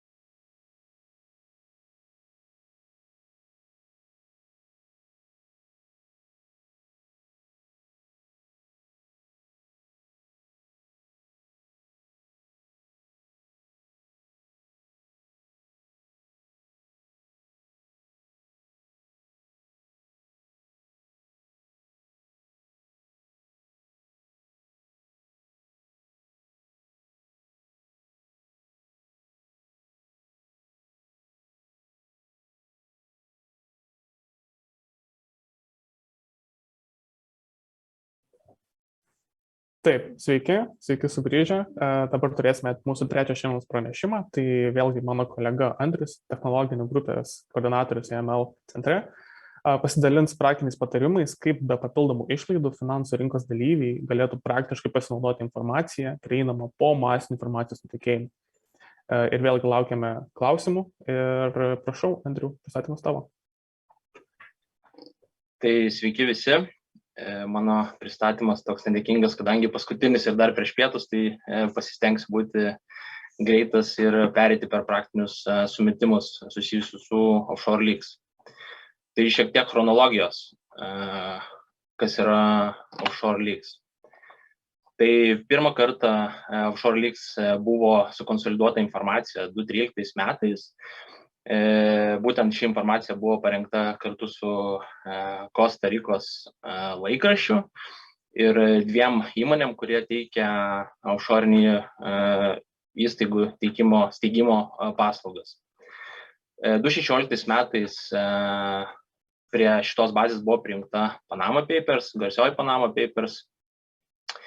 Vienas žurnalistas dirbęs su Panama Papers sakė, kad raktas nuo daugelio globalių pasaulio problemų, tokių kaip narkotikai, skurdas, slepiasi Panama Paperiuose ir išanalizavus tos duomenis būtų galima spręsti iš esmės problemą. Tai 2016 metais paskiau prisijungė Bahama Leaks, tai yra Bahamo įmonių registrų duomenis nutekėjo. 2017 metais, 2018 prisijungė Paradise Papers, tai vėlgi viena advokatų kontora bei 7 egzotinių šalių įmonių registrai. Ir paskutinis, šviežiausias, tai yra Pandora Papers, nuolatos eina straipsniai vienas po kito, kai aiškėja tam tikra informacija, ypatingai susijusi su karo, su Rusijos režimo asmenimis. Dabar turime beveik 10 metų laikotarpį ir skaičiai, ar ne? Tai iš viso sukonsoliduota ir surinkta 810 000 offshore įmonių pavadinimų. Už jų slepiasi, jeigu galima tai pasakyti, 750 000 asmenų bei įmonių. 200 pasaulio šalių, tame tarpe ir Lietuva, yra net labai kontroversiškai vertinamų sandorių, kurie pasibaigė su naudos gavėjais egzotinėse šalyse ir šita informacija yra prieinama Offshore Leaks'ose, galima pamatyti, kas būtent tų įmonių yra naudos gavėjai lietuviai.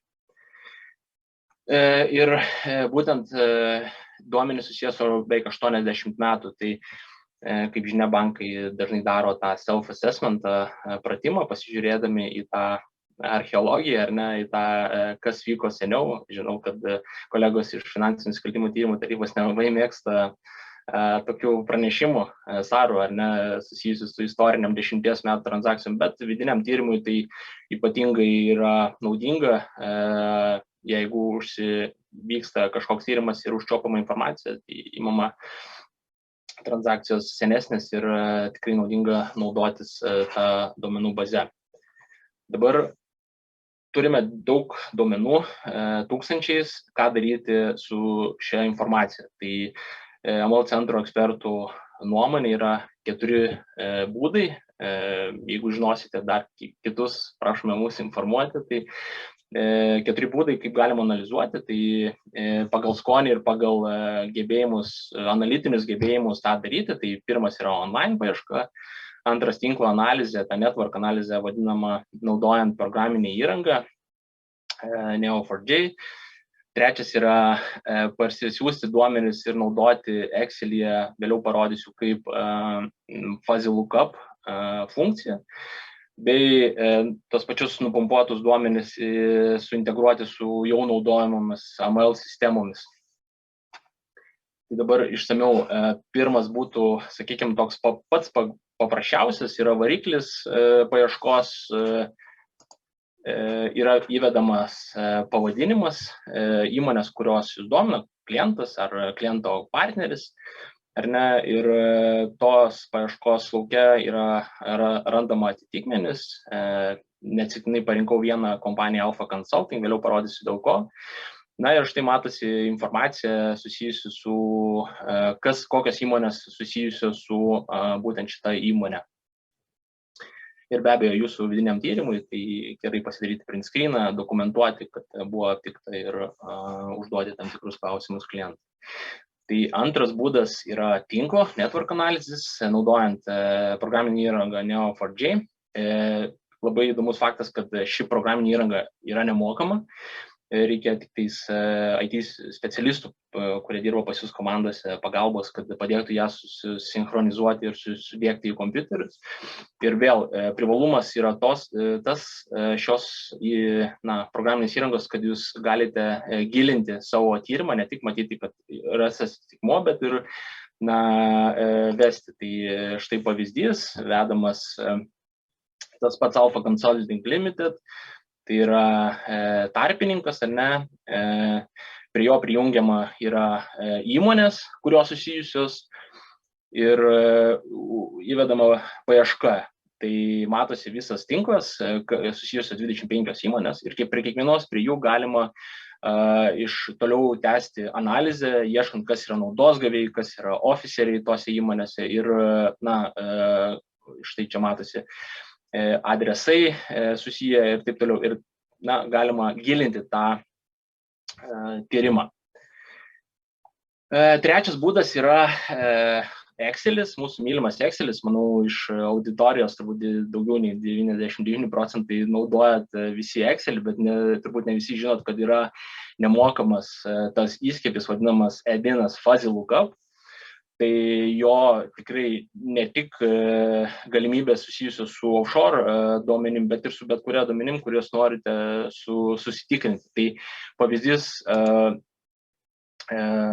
pavaizduota taip, kad yra duomenys iš offshore leaks, ar ne, 26 eilutės, yra stulpelėje keli klientai, uždedama reiškiasi užklausa, nurodoma, kokio panašumo similarity mes norime. Ir gaunama paieška. Tai aš specialiai įvedžiau kelis panašius pavadinimus, šiek tiek jie skiriasi ir pavyzdyje matote, kad atitinka 91 ir 96%, kitas atitinka 100%, nes toks pat pavadinimas. Tai įrankis yra nemokamas ir super brangios programos, naudodamas sankcijų screeningui, naudoja panašią logiką, tą fuzzy mappingą. Tai čia yra nemokamas, kiekvienas gali, tą pačioj įdėjau nuorodą, iš kurios iš oficialaus Microsoft puslapio galite parsiųsti ir savo laisvai įsidėkti į savo kompiuterius. Ir ketvirtas būdas yra parsisiųstus duomenis. Duomenis yra taip pat laisvai prieinami, galima CSV formatu parsisiųsti ir juos integruoti su savo AML sistemomis. Bet trūkumas yra tas, kad tai bus taip integruota, tai bus screeninama ir tikrinama, bet nebus galima padaryti network analizės. Tai yra lysti į gilį, žiūrėti, kas slepiasi už tų vardų ir pavardžių. Tai klausimas, kamgi visgi dėl to reikia, tai, sakykime, daugelis naudoja gerai žinomus pasaulio vardus, Dow Jones, ar ne, LexisNexis ir kitus, kurie galbūt yra jau įsintegravę tuos, bet faktas, kad ir FATF rekomendacijos ir AML direktyva sako, kad finansų rinkos dalyviai turi daryti adverse media checkus prieš tikrinant, darydami deramą kliento sustiprintą patikrą, ar ne. Ir būtent AML direktyva sako, kad tokie produktai turi būti nurekomenduoti, kad jie būtų automatizuoti. Ir pabaigai įdėjau straipsnį, tiesiog žinomas veikėjas, pažymėjau apačioj tą patį mūsų ieškomą Alpha Consulting ir balandžio 11 dieną išėjo straipsnis, kad su Alpha Consulting susiję 800 Rusijos asmenų, kurie vienaip ir kitaip susiję su Kremliaus režimu. Tai klausimas retorinis visiems, tai o tu ar jau atidarei savo Pandorą? Tai visiems rekomenduoju tikrai tikrinti tą informaciją pagal sugebėjimus, pagal analitinius įgūdžius, bet manau pasiūlėme tuos variantus, kurie tikrai bus prieinami visiems ir praturtinti savo tyrimą. Be abejo, informacija rasta tenais nieko neteigia, kad būtent asmuo verčiasi nusikalstamą veiklą, bet klausimui klientui ar kliento partneriui be abejo visada yra erdvės užduoti ir apie tai padaryti tyrimą. Tai iš mano pusės tiek, jeigu žinote kitų būdų analizuoti offshore leaks duomenis, prašome mus informuoti, o jeigu ne, tiesiog susisiekite su mumis, jeigu turite klausimą arba reikalinga būtų pagalba asmeniškai paprezentuoti, galima tikrai susitarti laiką ir pagręžti gilinį duomenis ir pasižiūrėti, ką galima nuveikti bendro labo link. Tai ačiū už dėmesį. Tai ačiū labai, Andriau, už pristatymą. Tikrai naudinga ir labai praktinė informacija. Ir mes iš centro pusės labai skatiname visus pasidaryti tyrimus, būtent šitą informaciją nepalikti jos, nes tai yra nemokama, paprasta informacija, kuri yra visiems laisvai prieinama ir tikrai gali būti naudinga jūsų tyrimams. Matau, kad yra vienas klausimas, tai jeigu asmuo įmonė yra offshore leaksuose, ar tai automatiškai reiškia, kad jie yra susijęs su neteisėta veikla? Jo, tai aš atsakiau turbūt savo prezentacijos pabaigoje, kad tai nesusiję iš karto, bet medžiaga tyrimui pradėti tikrai yra tinkama ir užduoti tos klausimus klientui, kad šis atsakytų tikrai verta. Taip, ačiū dar kartą, Andriui, už pristatymą, ačiū visiems už klausimus visuose pranešimuose.